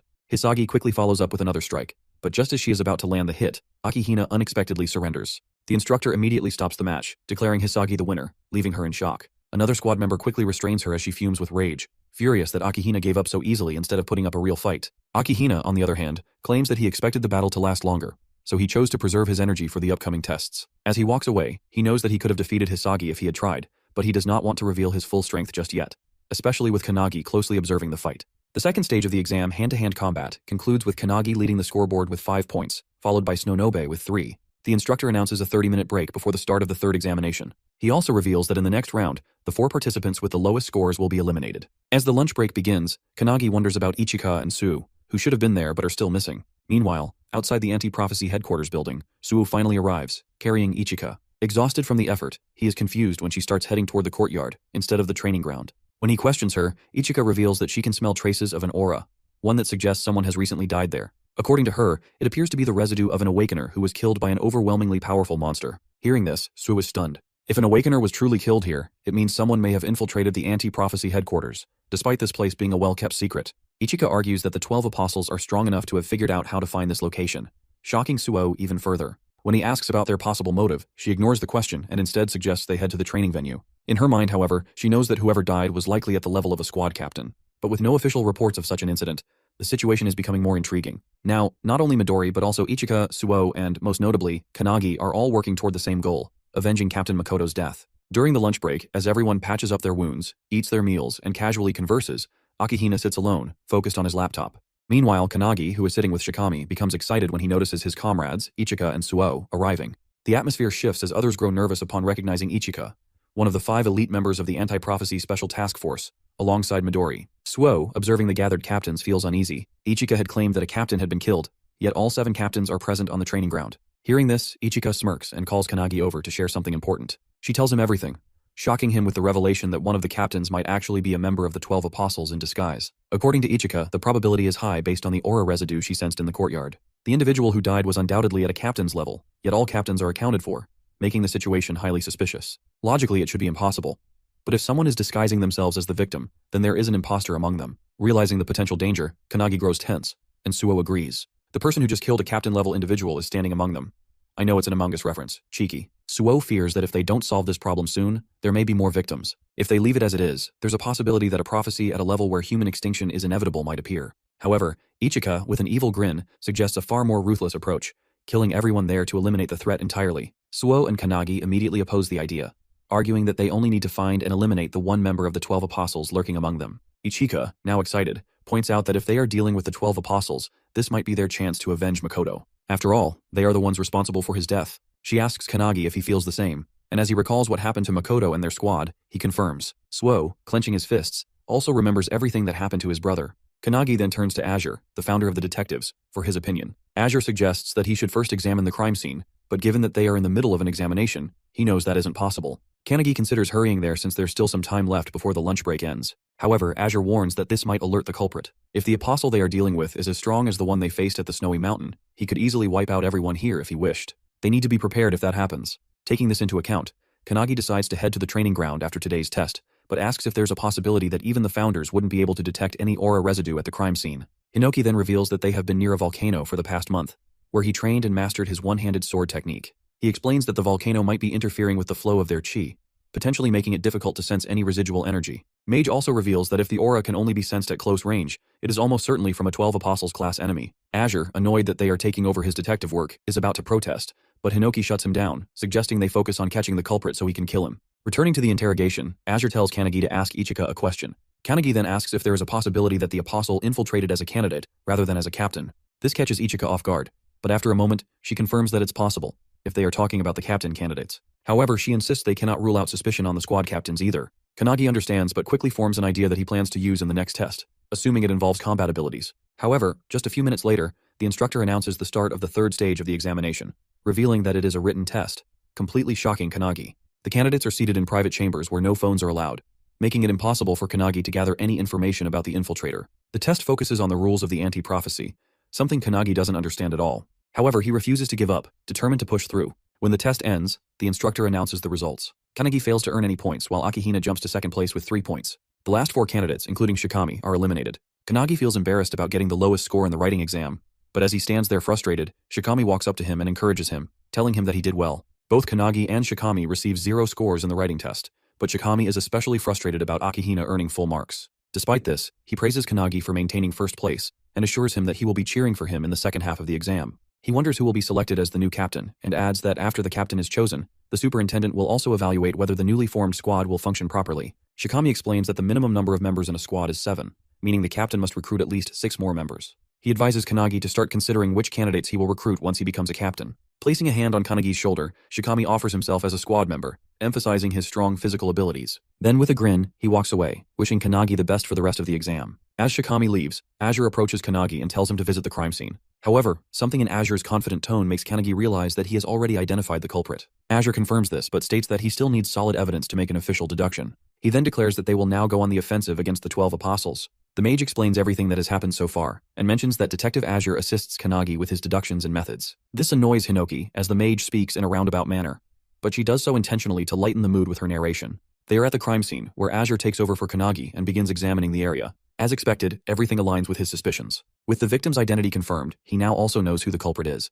Hearing this, Hinoki realizes that their opponent is indeed one of the 12 Apostles, which means he might have obtained the Book of Doom, the same one the last apostle possessed. The mage then asks what they should do next. Just as Kanagi is about to respond, he suddenly feels a surge of energy and is transported into a cloudy realm. There, he encounters an old lady who, when asked, simply claims to be a random granny passing by. She inquires about his investigation, and Kanagi reveals that a murder has been committed. The culprit has taken on someone else's form and appears to be highly skilled. Upon hearing this, the granny asks if they should find the culprit now. However, Kanagi explains that they already know who it is, not by mere guesswork, but with solid proof. Despite this, he admits that he cannot expose the truth just yet. The granny is confused, as she believes that revealing the culprit and eliminating them immediately would be the best course of action. However, Kanagi argues that while it may seem that way, there are actually 2 culprits instead of 1. He insists that it would be better to take them both down at once when they are in the same place. He decides to deal with it in the morning but requests that the old lady, who is actually the superintendent, refrain from interfering and simply observe. She smiles, wishes him luck, and reiterates that she is just a passing granny who will not interfere.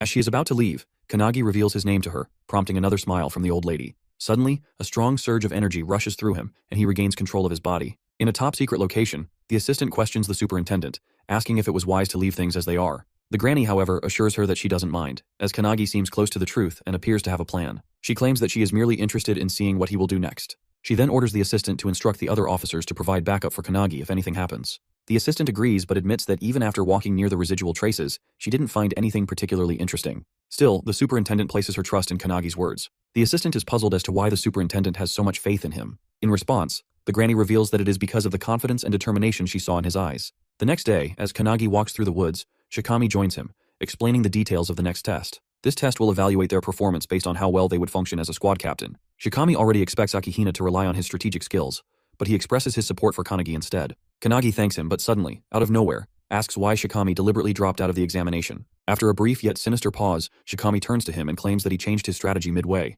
Instead of becoming a captain himself, he now prefers to operate in his own way under the command of a strong captain.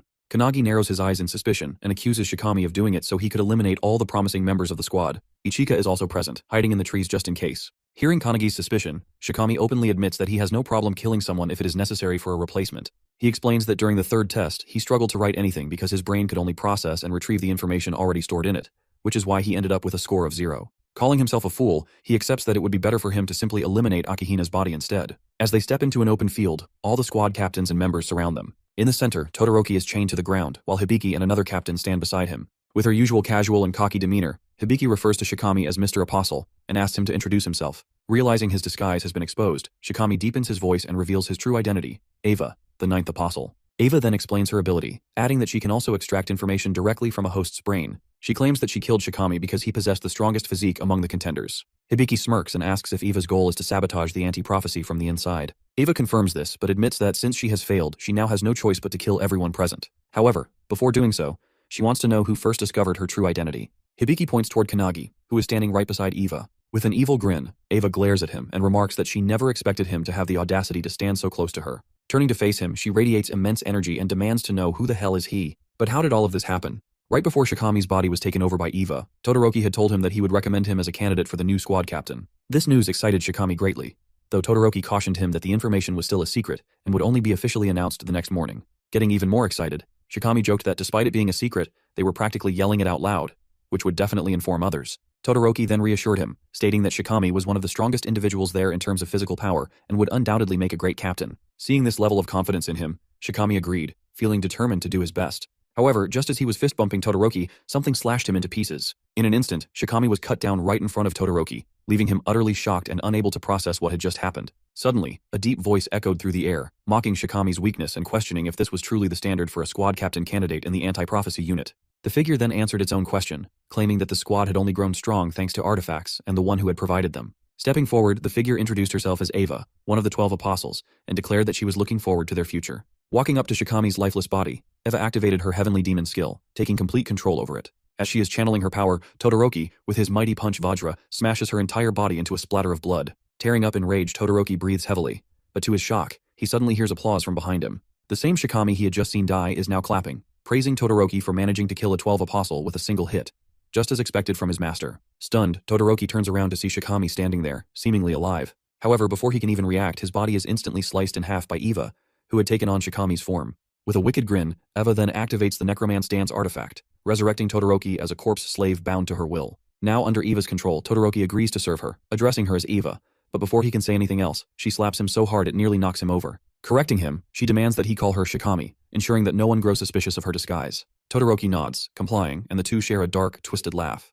Meanwhile, at the crime scene, Kanagi and Azure investigate. Using his unique skill, Theatrical Detective, Azure rewinds time to witness everything that transpired there. This powerful ability allows him to replay past events at a crime scene, giving him a first-hand view of what truly happened. The only condition is that Azure himself must possess the evidence and personally deduce the culprit, not just by looking at the clues, but by reaching a conclusion on his own. Additionally, this ability allows him to predict future crimes before they happen. However, there is a significant drawback. If Azure ever fails to deduce a case correctly, the skill will be permanently lost. This means that for the rest of his life, he will never be able to use it again. As Azure explains this ability to the founders, they are disgusted by how underhanded Eva's technique is, killing someone and taking control of their body. However, the room falls into shocked silence as everyone turns their gaze toward Kanagi, who is overflowing with mana, his rage uncontainable. With fiery determination, he vows not to forgive the apostle. Back in the present, still burning with fury, Kanagi launches a devastating attack, a flash reflection punch, enhanced by his penetration spell, aimed directly at Eva. He also uses Luminance Fist, and as he strikes Eva's face, a massive energy blast erupts, sending her flying. She tries to land, but the force is so immense that she skids backward, struggling to regain her footing. However, as the dust settles, Kanagi is shocked to hear her laughing out loud, calling him cruel. Despite being struck by multiple techniques, she still talks, mocking him by bringing up his friendship with Shikami, questioning why he attacked her so mercilessly. Kanagi, already expecting this, knows he can't defeat Eva with his current strength. Eva, still reeling from the punch's recoil, claims that it's nothing and mocks him, saying his attacks feel like he's just playing around. As the recoil fades, Eva yells that these kinds of attacks won't do anything against her. Kanagi agrees, but reveals that he was never the one meant to defeat her. All he was doing was buying enough time for the mage founder to take over his body. As the founder takes control, she claims everything, and Kanagi's body becomes engulfed in energy. Seeing this, Eva realizes that Kanagi might be the person the satellites warned about,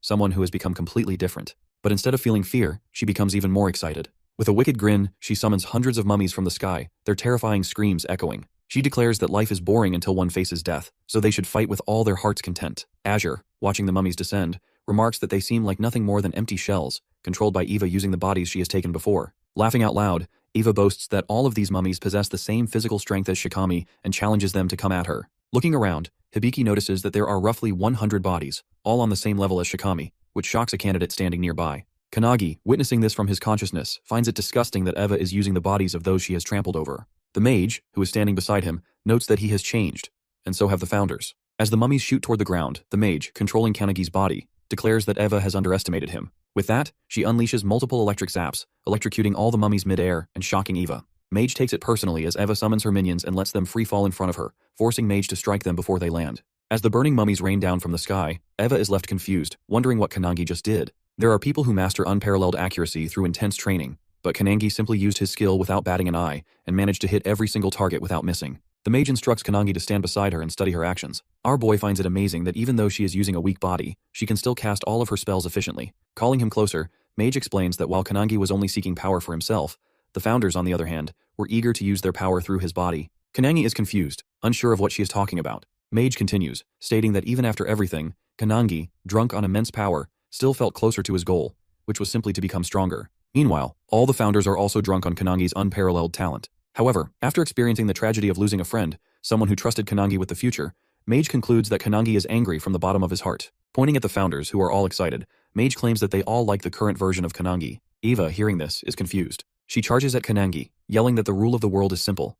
The weak get trampled by the strong. Just as she is about to strike, an electric spark erupts in front of her, stopping her mid-charge. Eva, bewildered, looks around and notices the sky raining down with thunderstrikes. Mage reveals that many people think like Eva, but he remembers witnessing an existence powerful enough to destroy the tower, only to be toyed with and devoured by beasts from another dimension. Mage, who observed her comrades fall, now stands for those who were weak, vowing to avenge them. As she walks toward Eva, Mage, still in control of Kanagi's body, calls Eva frustrated, mocking her for lacking the strength to fight. Eva, on the other hand, can't get back on her feet as she is continuously blasted by the thunderstrikes. Mage knows that even though Kanagi trained in the mountains, laughing on the outside, deep inside, he wanted revenge. She ensures that all the founders share the same belief, that Kanagi will one day reach the same peak as them. Extending his hand forward, Mage assures him that if he ever needs help, they will lend it to him. And if he feels sadness, he should point to what caused it, and they will put an end to the prophecy. Without hesitation, Kanagi points at the airborne Eva, and suddenly, she is struck by lightning bolts that tear her body into pieces. Everyone is left in shock, while the instructor realizes that Kanagi resembles Midori when he was a child, a monster in the making. As Eva lies in pieces on the ground, she can't comprehend how this young boy not only destroyed all her minions, but also obliterated her body. Kanagi, walking toward her, asks if she now understands their strength and states that he has a lot of questions to ask her. He adds that he knows many people skilled in interrogation and wants to talk to Eva about everything that happened. However, in a deep voice, Eva reveals that she can't fight Kanagi in her current form and admits that her boss was right about it. Suddenly, a coffin emerges from the ground and Eva calls it her trump card. Kanagi is shocked, while Eva explains that, hundreds of years ago, one of the founders, known as the 10,000-man army slasher, was responsible for destroying the tower. To Kanagi's horror, Eva unveils the body of Hinoki Reichiru inside the coffin. All the founders, especially Hinoki's spirit, are stunned that she has possession of his corpse. Without a word, Mage casts a thunderbolt spell, striking down the coffin. This shocks Hinoki, but Mage states that this is now the real deal, as Eva has already taken control of Hinoki's body. In front of them, Hinoki's corpse stands, gripping his blade. Eva, thrilled by her newfound power, declares that she can now fight them on equal footing. Kanagi, taken aback by the overwhelming pressure filling the air, realizes that this aura is even stronger than what he felt while training with Ichika. But that's not all. With a snap of her fingers, Eva summons hundreds of minions from the ground, calling it the second wave. Kanagi begins to worry, but Mage reassures him that it's nothing. As Eva continues summoning her minions, a sudden explosion erupts behind her. Turning around, she sees Kanagi's friends arriving. Ichika, Suo, and the others, standing ready for battle. He is not alone! Eva feels annoyed, believing Kanagi to be alone in this ordeal. As she observes him speaking, Kanagi realizes that the corpse's voice and speech pattern are identical to Hinoki's. Despite their friends joining the battle, they struggle to defeat the minions, as Eva remarks that these ones are far stronger. This time, the minions possess a physical hardening skill, and even when one of the members unleashes their full power, the attack leaves the minion unscathed. To their horror, each minion possesses a unique skill, making them formidable opponents. With their overwhelming numbers, the anti-prophecy members find it increasingly difficult to fight them head-on. Hibiki, who has been closely observing the battle, activates her sound visualization release skill, summoning a sound phoenix that obliterates a group of minions in an instant. However, despite her powerful attack, she remains wary, realizing that each minion's strength is enhanced by their individual skills. As if things weren't chaotic enough, Todoroki suddenly breaks free from his chains and slam dunks one of the younger members with crushing force. However, Hibiki reacts just in time, rescuing them from certain doom. Amidst all that, Eva is reveling in the chaos, thoroughly enjoying herself. She smugly declares that in a battle like this, only the squad captains have a chance of survival.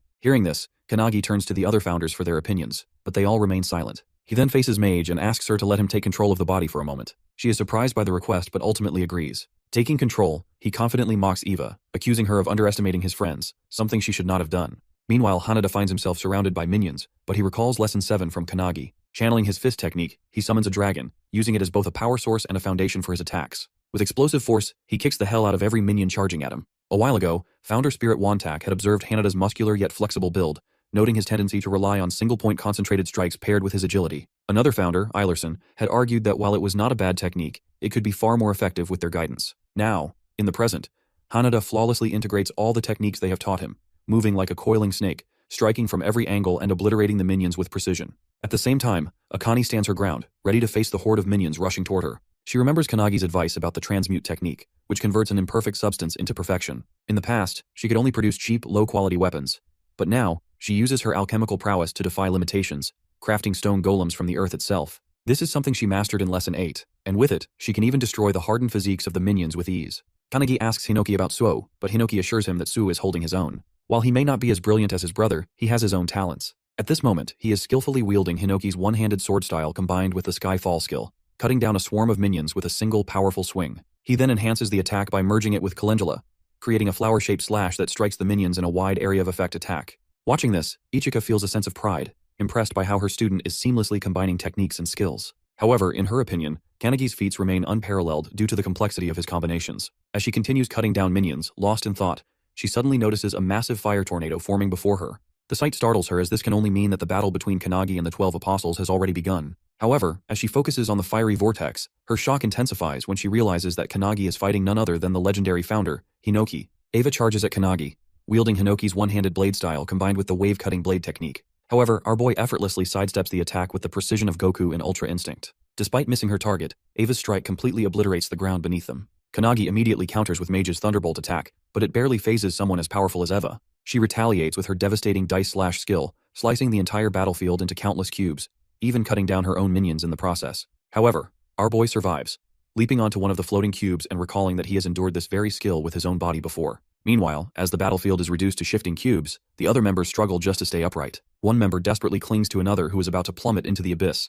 But before they can pull them up, the dice slash severs his arm, sending her tumbling down. As she free falls, still clutching her comrade's severed arm, Kanagi notices them just in time.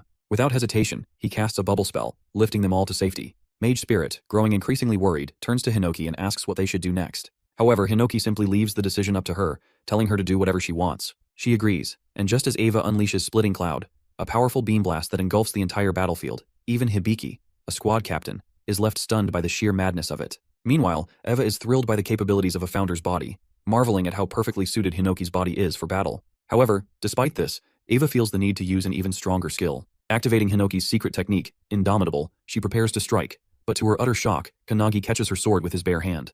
Hinoki's spirit watches unimpressed, while Mage mockingly claims that even though Eva is using Hinoki's body, he is still weak. Hearing this, Eva shouts in frustration, demanding to know how a founder's legendary body could possibly be considered weak. Desperate for a stronger skill, she frantically searches through Hinoki's memories, trying to extract something more powerful. As she forces his way deeper into Hinoki's mind, her eyes begin to tear up, as if she has just seen something truly terrifying. Eva's tears stem from the overwhelming memory of Hinoki's past, back when he was still alive during the time of the towers. Just witnessing this memory pushes Eva to the brink of madness. In the vision, Hinoki slices through an entire tower with a single swing of his blade. However, despite this awe-inspiring feat, he grows colder and more detached with each passing battle. Eva struggles to comprehend how a mere human's wisdom and skill could reach such an unfathomable level. Hinoki's memories are filled with countless acts of destruction, severing human bodies, cutting down monsters, slicing through the sea itself, and even wounding the planet. The sheer weight of these memories crushes Eva's spirit, leaving her crumbling under the pressure. She desperately wonders where she should go, how she can possibly grow stronger, but the weight of it all is unbearable. Her very soul begins to fracture, feeling as though it's about to shatter into nothingness.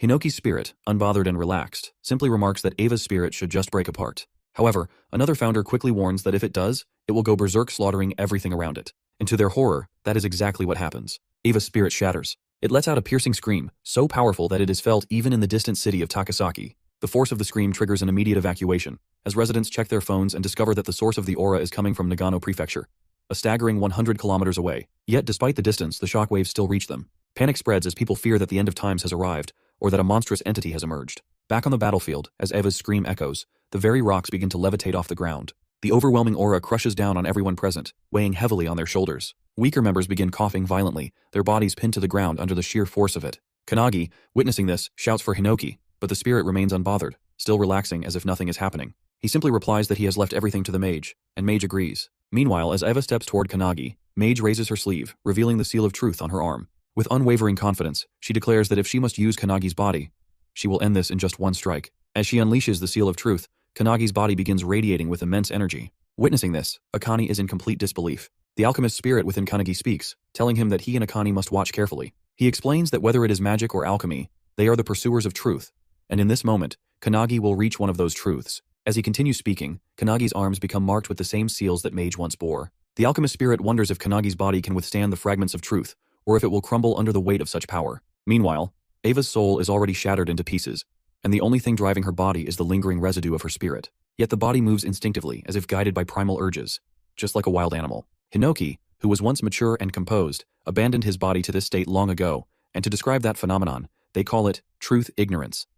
As Ava grows more enraged, she unleashes a surge of dark energy, her aura twisting and distorting the air around her. Mage, witnessing this, foresees a future where the energy becomes so overwhelmingly powerful that it destroys everyone, including Kanagi, and even affects people far across the continent. Ava could very well be the end of the world in that moment. Kanagi, realizing the severity of the situation, recognizes the danger in the vision. Mage then activates one of her skills, Magus of Truth, a technique designed to counter the skills of its target. The technique is so powerful that the world itself can hardly bear its immense force. As Eva loads dark energy into her arm and swings it at Kanagi, he effortlessly stops the attack. To her shock, he grips her hand firmly. In that moment, Mage channels a burning light attack, creating a powerful burst of light between them, engulfing the entire area. As the dust settles, Ava is reduced to nothing more than a charred skeleton, while Kanagi still grips her hand. Mage, using Kanagi's body, calls out a final goodbye to Eva's dying soul as her ashes are swept away by the wind.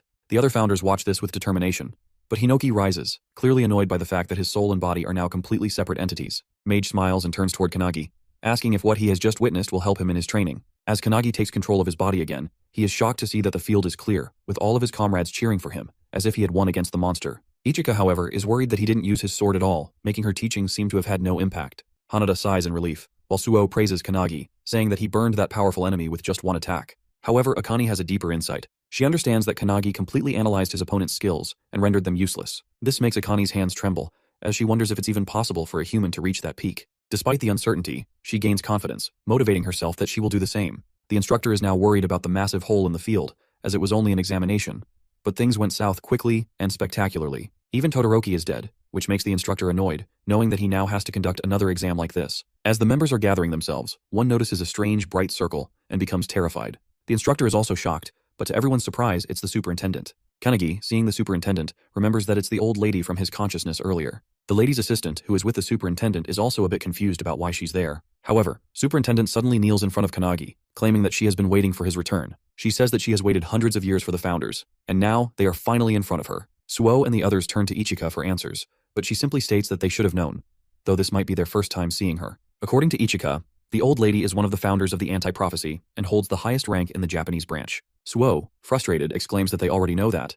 But what's truly confusing is why she is kneeling before Kanagi. Ichika admits she doesn't know either. Meanwhile, Kanagi is just as bewildered, wondering why the old woman from earlier is bowing before him like that. The founders within him are also deep in thought, trying to recall what's really going on, but they can't seem to find the answer. Suddenly, Kanagi is struck with shock as he senses her overwhelming aura. The old lady stands up and asks if Kanagi remembers her, remarking that she has grown old. To make things clear, she turns around and starts shaking her back, calling out to Hinoki to witness her performing the waist dance. All the founders are confused, but suddenly they realize that the old woman is Io. Hinoki quickly asks Kanagi to switch with him, and as he does, he greets her. This shocks everyone around, and the assistants immediately take an offensive stance, seeing it as disrespectful behavior toward their superintendent. Enraged, they declare their intent to kill Kanagi and redo the examination. However, Io, still dancing with Hinoki, tells them to stand down, assuring them that it's fine. Hinoki playfully rubs Io's head, joking that she has already become a granny. Hearing him speak, Io suddenly remembers that he used to talk the same way in the past when she was with them. After a while, all the members begin repairing the training grounds and gathering themselves. Meanwhile, deep within the anti-prophecy, at a top-secret location known as the Hut of Everlasting Vision,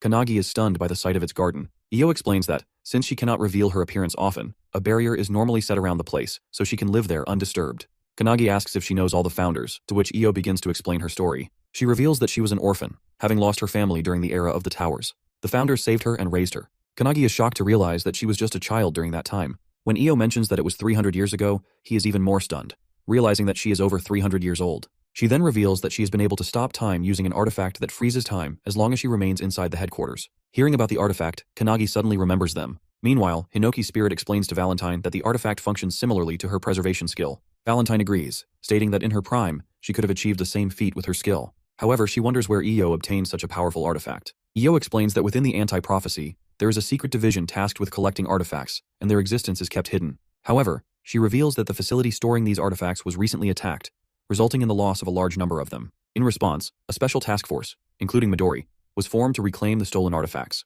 The detective founder within Kanagi wonders if the attack was carried out by the 10 apostles, which would explain why they are so powerful in the modern era. Kanagi is shocked at how quickly the detective deduced that from such a brief conversation. The detective then reveals that when Eva mentioned her boss as the one who provided her artifacts, he looked into her memory and confirmed it. Another founder explains that instead of recruiting 12 awakeners stronger than Makoto, it would be much easier for the enemy to use artifacts to enhance mediocre awakeners. Hinoki agrees, noting that the two enemies they previously encountered were not as strong as Makoto. Io also agrees, stating that they were unaware of the 12 apostles' existence until they raided the facility. She explains that the apostles now possess the same power as the anti-prophecy's greatest enemy, making them too dangerous to ignore. She adds that they are doing their best to track down their leader, but it seems that Midori will reach them first. This shocks Kanagi. Meanwhile, in Detroit, Michigan, the streets are eerily empty. In an area that looks like a battleground, a turbulent spell suddenly creates a tornado, slamming into the ground with immense force. At the center of it all is Midori, who has just made a shocking discovery. They had assumed the 12 apostles consisted of 12 individuals, but there is also a 13th member. Watching him through an orb, a man lounging on his couch smirks, impressed that Midori has arrived earlier than expected. With a sinister tone, he casually asks whether Midori prefers a cup of coffee or black tea. Without hesitation, Midori chooses him to die, calling him by his true title, Number Zero. Midori launches another turbulence beam toward the floating Number Zero. The beam is so massive that, far away, another member of the special task force, Nishina, notices it. Mikado, who is also with him, remarks that the city is already abandoned, so they should be fine.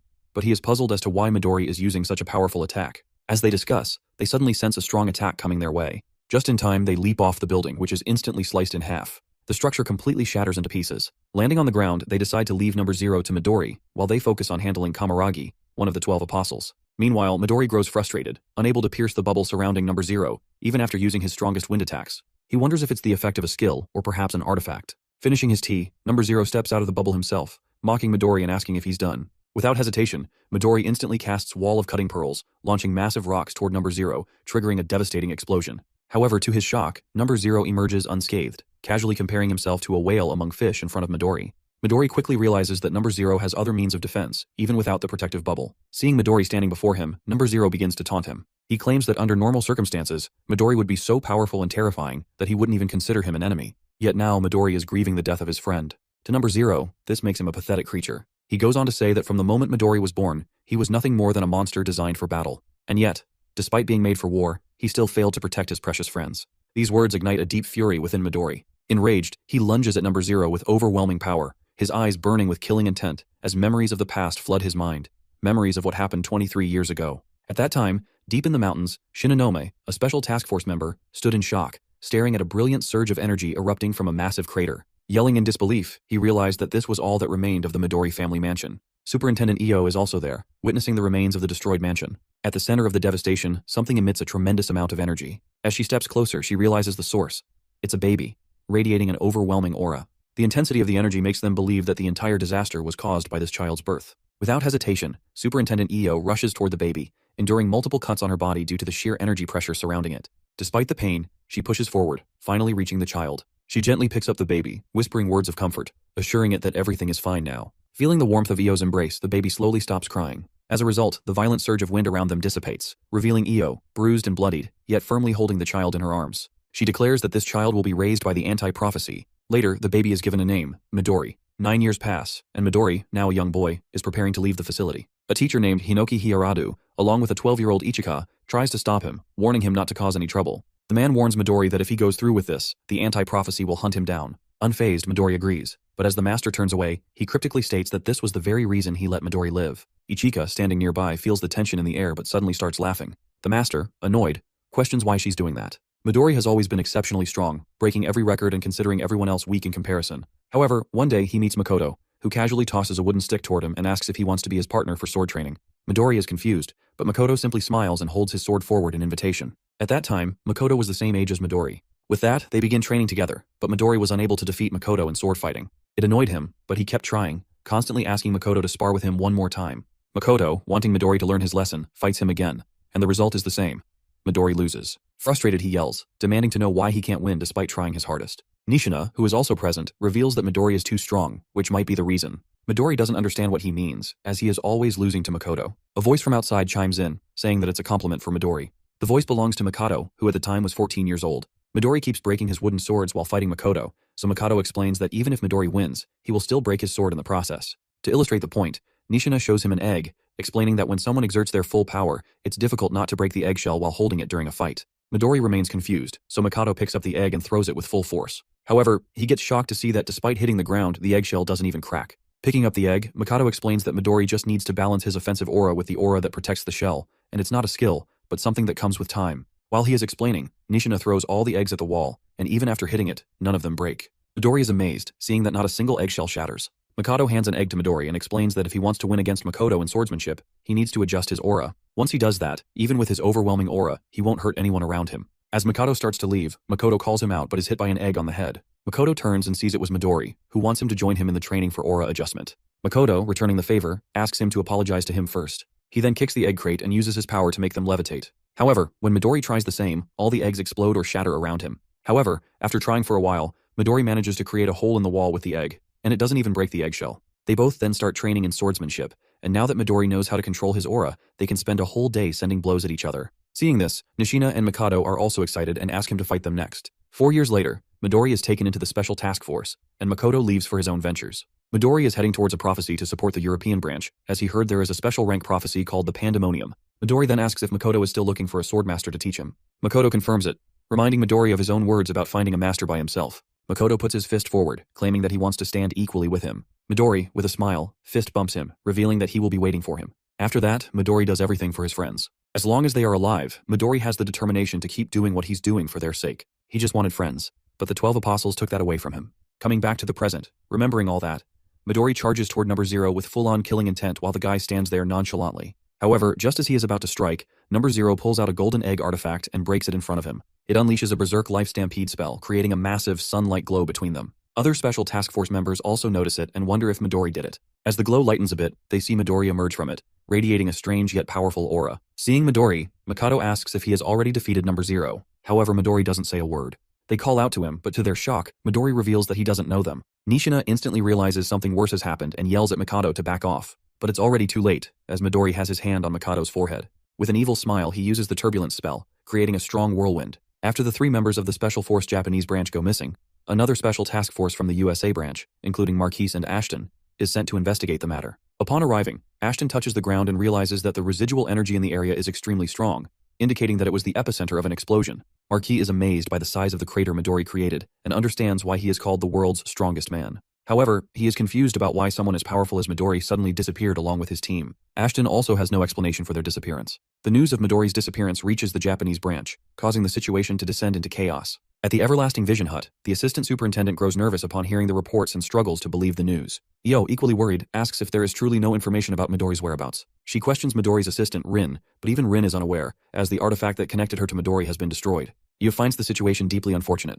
As they discuss the matter, Kanagi arrives, now officially a squad captain, wearing the captain's cape. He feels slightly embarrassed about his new role, but the assistant superintendent reveals that his promotion came from the unanimous recommendation of all the other squad captains and the superintendent himself. Kanagi had even fought Eva, leading everyone to believe he is the only one capable of filling the gap left by Makoto. Kneeling down, Kanagi recalls his vow to surpass the founders as soon as possible and to prevent any further deaths. He thanks them for their trust and, with the founders' legacy behind him, confidently declares that he will do his best to meet the expectations of the anti-prophecy. Hearing this, Io becomes excited, claiming that she always believed he was the best-suited candidate for the captaincy. However, she suddenly grows serious and gets straight to the point, asking for his opinion on a pressing matter. A while back, Kanagi, who had been pursuing members of the anti-prophecy to offer them positions in his squad, now finds himself sitting in front of the superintendent, being asked for his opinion. The situation feels like it has escalated quickly. As the superintendent speaks, a door suddenly materializes behind Io, adorned with a tiger drawing. The sudden appearance shocks Kanagi, and as the door opens, Io introduces 2 members of the special task force, Nishina and Makoto,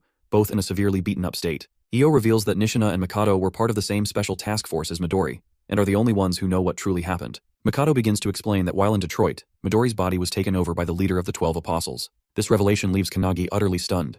Makoto continues, stating that the ability used to control Midori seems similar to the one Eva had previously employed. He speculates that it is likely caused by an artifact, though the specifics of the artifact are not important at the moment. The critical point, Makoto emphasizes, is that Midori, once a protector of his friends, has now been turned into an enemy of humanity. This horrifying reality shakes Kanagi to his core. Makoto adds that Midori resisted the control as much as he could, buying time for Nishina and Makoto to escape. Before fully succumbing, Midori apologized and made a final request.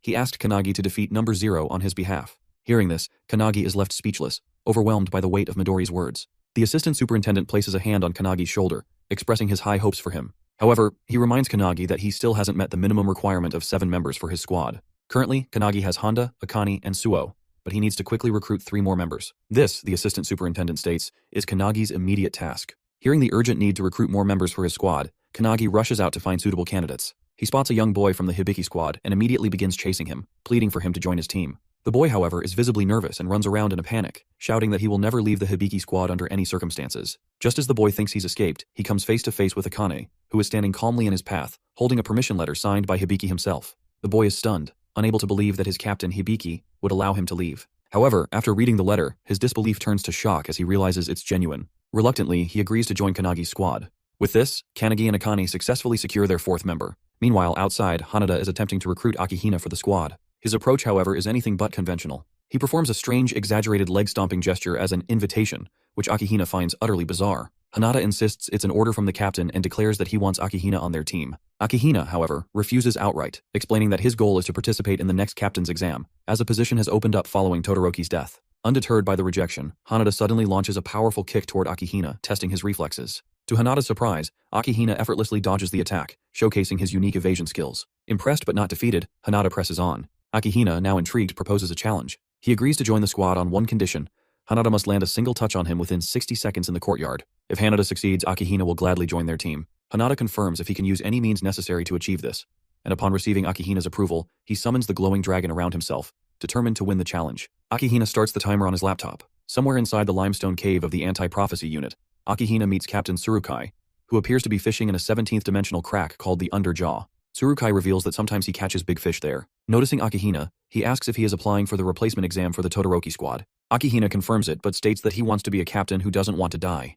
Tsurukai responds by telling him that his goal is still achievable without even becoming a captain. This shocks Akihina, who asks if the captain thinks he's not suitable. Tsurukai, reeling in a monster shark, claims that he believes Akihina is lacking something. Coming back to the present, Hanada is charging at Akihina, who is trying to avoid any physical contact. Despite getting inches close to him, Hanada isn't able to touch Akihina even once. Hanada is amazed, realizing that Akihina is using some kind of evasive skill to dodge his attacks. Akihina is using Omni-Egos, a skill he has tried to hide from everyone for a long time. His Omni-Egos allows him to teleport to a designated location within a 100-meter range. Although he needs to visit the target location at least once before the skill can be used, once it's set, he can teleport there with fast and high precision. Despite Hanada sending blow after blow, Akihina manages to dodge every single one using his skill. This proves challenging for Hanada, but he takes it as practice, knowing that in the future, he'll have to fight against Midori. While teleporting around and evading blows, Akihina asks Hanada what kind of redeeming quality he sees in Kanagi. Hanada, continuing his attacks, reveals that he doesn't know anything specific. He flies into a kick toward Akihina and admits that he knows about Akihina's ideal squad captain image,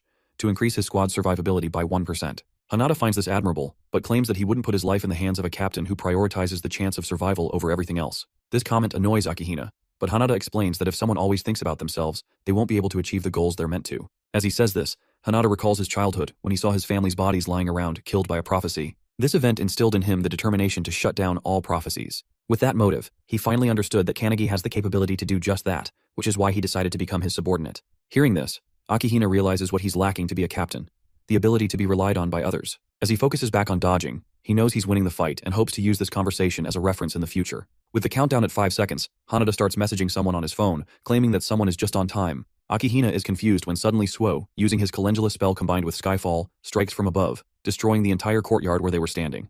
This completely removes Akihina's ability to teleport, and Hanada seizes the opportunity. He leaps off the building and uses a flash kick to tear off a piece of Akihina's clothing. The clock hits 0, but tearing off the cloth counts as a touch, making Hanada the victor. He lands down while Suo asks if destroying the entire courtyard was worth it. Hanada brushes it off, praising Suo for his help. Meanwhile, in the background, Akihina is furious, but after typing something on his laptop, he calms down and agrees to join Kanagi's squad. Hearing this, Hanada and Suo high-five, while Kanagi and Akane bring in another member, Iryu, who is chained up.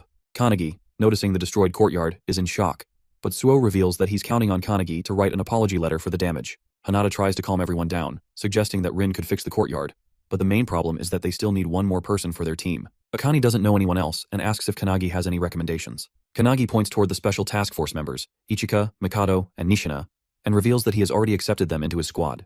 From that day on, they are temporarily Kanagi's subordinates and will fight in his squad. Somewhere else, at the Watchtower, the remaining members of the 12 Apostles of the Apocalypse hold a meeting. Only 5 of them are left, but they are confident because they have the world's most powerful weapon, Midori's body. To them, it seems like they are one step closer to wiping out the anti-prophecy unit. Number 0 reminds everyone of their motto. Everything they do is for the sake of the emergence of prophecy in this world. Inside the prophecy research room of the anti-prophecy, the assistant superintendent asks the director if he has obtained what was requested. The director confirms and reveals that the Book of Doom, once possessed by the 12 apostles, is actually a single book torn apart. Based on the 8 books that Midori brought, they determine that the recent incident is part of the prophecy, specifically one concerning a special rank called Bhagavad Gita. According to him, in order to destroy the world, the 12 apostles need Midori's power, which alone is sufficient. Meanwhile, over the sea, Midori and Hajime, a member of the 12 apostles, are flying toward an unknown destination. Out of nowhere, Midori asks Hajime if he has ever read the Gita, to which Hajime denies. Midori explains that it is one of the Hindu scriptures, emphasizing that humans should fulfill their duties with a selfless heart. According to Midori, whoever wrote a prophecy like the one currently unfolding likely harbored a deep hatred for humanity. As they fly over New York's Times Square, a family notices them, and a child excitedly recognizes Midori as the world's strongest awakener. The crowd quickly follows suit, cheering and clamoring for pictures. They also notice Hajime referring to him as a samurai. As the gathering swells with excitement at the sight of their heroes, Midori gives Hajime the order to begin their mission. Without hesitation, Midori starts channeling an energy ball in his hand, while the crowd continues to cheer, unaware of what is about to unfold. As a father captures a picture of his child with Midori in the background, Midori suddenly unleashes the energy ball into the air, engulfing the sky completely. The ball transforms into a massive tornado, and from within it, the real Midori desperately yells at Number 0 to stop. However, it is already too late. Number 0 has already cast the spell Turbulence upon them. At the cafeteria of Anti-Prophecy, Kanagi is busy lecturing when Suo rushes toward him, urgently showing him something on his mobile. It is breaking news. New York is burning like hell due to Midori's attack. The report claims that an awakener has attacked and destroyed the city. Meanwhile, at the Everlasting Hut, the American branch superintendent, Vice, is screaming at Io to do something, furious that Midori has just erased an entire city. Io tries to calm him down, but the tragedy has taken countless lives in the heart of the world's economy, New York. She reveals that it is not Midori who caused the destruction, but rather the leader of the 12 apostles, who is controlling his body. She further explains that they have already identified him as Warren Hastings, an Englishman. She speculates that he might be working alongside invaders from another dimension. Vice is shocked by the revelation, while Io discloses that the 12 apostles are using artifacts that are not under the supervision of Anti-Prophecy. According to her, someone or something is supporting them. Despite hearing her reasoning, Vice argues that the responsibility still falls on Io, as the man who destroyed an entire city came from their special task force. He warns her that the White House is even considering using nuclear weapons against Midori. However, Vice knows that even nuclear weapons won't have any effect on Midori and asks Io what she plans to do. Back at the cafeteria, Kanagi asks Suo if he has completed Lesson 15 along with the others. Suo confirms, but to his shock, Kanagi appoints him as the vice captain of the Kanagi squad. He then orders him to instruct everyone to continue their lessons until they receive deployment orders. He suggests that Irian and Akihina always argue, so they need to focus on teamwork to achieve perfection. Suo wonders what Kanagi himself will be doing in his free time, to which Kanagi reveals that he will be sleeping, and this time, it will be a deep sleep. He orders Suo not to allow anyone to wake him up, and since it is Kanagi's command, Suo accepts the order, placing his trust in him. Back at the Everlasting Hut, Io reveals that she is planning to face Midori and the others head-on with their strongest elite unit squad. At headquarters, Kanagi reaches his room and instantly falls asleep. In his dreams, he takes out his sword and begins practicing with Hinoki, while all the other founders stand ready to teach him. However, to Kanagi's shock, Hinoki instantly slashes him into pieces in a flash. He regenerates immediately, only for Hinoki to cut him apart again. Hinoki reminds Kanagi that it was he who insisted on not holding back in training, so now, he will devour him. Saying this, he charges at Kanagi with full force. Another founder tries to intervene, but Wantak and Mage stop him. Other founders argue that while short-term training might require such extreme measures, Kanagi is dying too frequently, and his soul may soon be dispersed. However, they all understand that Midori is the strongest awakener of this era, and the current Kanagi stands no chance against him. It may be a desperate training method, but it is the only path to victory. The founder from earlier warns that there may still be a limit to how much Kanagi can endure, but the alchemist reassures her, stating that there is no need to worry. Kanagi is not a delicate man. Mage, witnessing Kanagi being sliced apart again and again, still believes that he will overcome this. Kanagi apologizes to Hinoki, feeling immense pressure just standing in front of him. It feels as if he has been thrown into a blizzard atop a frozen mountain. Regaining his breath, Kanagi stands against Hinoki once more, only to be slashed in half instantly. However, to his surprise, he manages to cut a single strand of hair from Hinoki's head. Before, he couldn't even reach a single hair, but now he has managed to do so. Despite being killed countless times, Kanagi remains determined to grow stronger. He rises again and again. Meanwhile, in Mumbai, at the gateway of India, Aradib of the Indian branch of Anti-Prophecy's Special Task Force becomes excited upon seeing Midori there. He reminds Midori that without him, the special rank Prophecy Blazing Fire boss would have turned Mumbai into charcoal. With a smile, he asks if, despite them once protecting the city together, Midori is now here to destroy it. Midori dismisses his words as futile, stating that while it is his body, it is being controlled by Number 0. Mocking Aradib, Number 0 sneers at the idea that Midori could regain control. To toy with him further, he delivers Midori's entrapped thoughts directly from his mind, Midori's voice, apologizing and urging Aradib to run. However, Aradib refuses to flee. This is his hometown, and he is prepared to fight until his last breath. At the Everlasting Hut, Io explains the century-old war between humankind and the beings from another dimension to the superintendent's assistants. During the era of the Founders, it was the tower that first appeared, followed by the Crack and the Prophecies. Throughout the long history of war, there have always been humans who collaborated with these beings to destroy the world. As she explains, one of the assistants, watching the news of India's fall, becomes alarmed, realizing that the enemy now seems to be heading toward Europe. Io expected this, but remarks that it would have been preferable if they had gone straight to Japan instead. When the assistant asks why, she reveals that since Number Zero only recently took control of Midori's body, he shouldn't be able to fully harness its power yet. Furthermore, he is in a situation where the more he fights, the stronger he becomes. Saying this, she instructs the assistant to summon all the captains. She then turns to Tengen, the male assistant, and informs him that he will also be sent to the battlefield. Tengen responds with a joke about how they only use him for labor during peacetime. However, the real shock comes when Io announces that she will personally join the fight as well. Meanwhile, the Kanagi squad is in the final stages of preparation. They are the only real hope of defeating Midori, but until they are fully ready, Io orders the other squads to delay him. Hibiki and the other squad captains, visibly tense, ask how long the preparation will take. Io reveals that, according to Kanagi, he needs 2 days. She then declares their destination, the Pacific Ocean, where they will attempt to stop Midori. There, the entire Japanese branch of Anti-Prophecy gathers, preparing for battle. As Midori charges toward them, he casts his powerful turbulent spell directly at them. However, it is stopped in its tracks by Io's own defensive spell. Midori, visibly surprised, narrows his eyes, while Io smirks and mocks him not to underestimate them. A while back, as the captains were heading to the ocean to fight Midori, Hisagi and her squad members ran to their captain, pleading to be taken along to face the leader of the 12 apostles. The captain refuses, but Hisagi, tearing up, insists that even if they can't make a significant impact, they can at least serve as shields to protect the captains. The captain, along with the others, turns to face them and asks if they understand why the captains have chosen to participate in such an unreasonable battle. He explains that even though they know they won't return, as the power levels are vastly different, they still hold on to the hope that their subordinates will survive and carry on the fight. The captains place their trust in their subordinates, believing that they will take on the responsibility of protecting the world. Saying this, the captains leave, leaving their subordinates behind. While some break into tears, others steel their resolve, determined to protect the Kanagi squad until their preparation is complete. Even though their eyes are filled with sorrow, they know they must act instead of merely crying. And they must act quickly. The squad captains, along with the superintendents and assistants, teleport to the ocean, where they now stand face to face with Midori. As Io effortlessly blocks Midori's turbulent spell, the other captains watch in amazement at her immense power. Midori too is taken aback by this unknown ability. Number Zero, reading through Midori's memories, recognizes Io as the superintendent of Anti-Prophecy, a mother figure to Midori, who has always kept her true strength hidden. Io, standing before him, declares that this is the first time in 100 years she has used her abilities on the battlefield. None of the captains have ever seen her unleash her full power before, but now, before their eyes, she activates her 8-Eta mirror spell. This spell has 2 stages. The first stage allows Io to completely nullify any ability as long as she understands its effects, granting her a 100% defense rate. The nature of this ability is a direct countermeasure, combining perfectly with a mage's advanced analytical skills. Wasting no time, Midori follows up with his blazing turbulent spell, unleashing a barrage of powerful tornadoes toward Io. Seeing them, the captains realize that this is the same skill that burned all of India to the ground. However, to their fortune, Io knows this ability and effortlessly deflects it. The second stage of her skill allows her to copy an ability once she has reflected it in the first stage. As she sends her own tornadoes, they collide with Midori's and completely destroy them.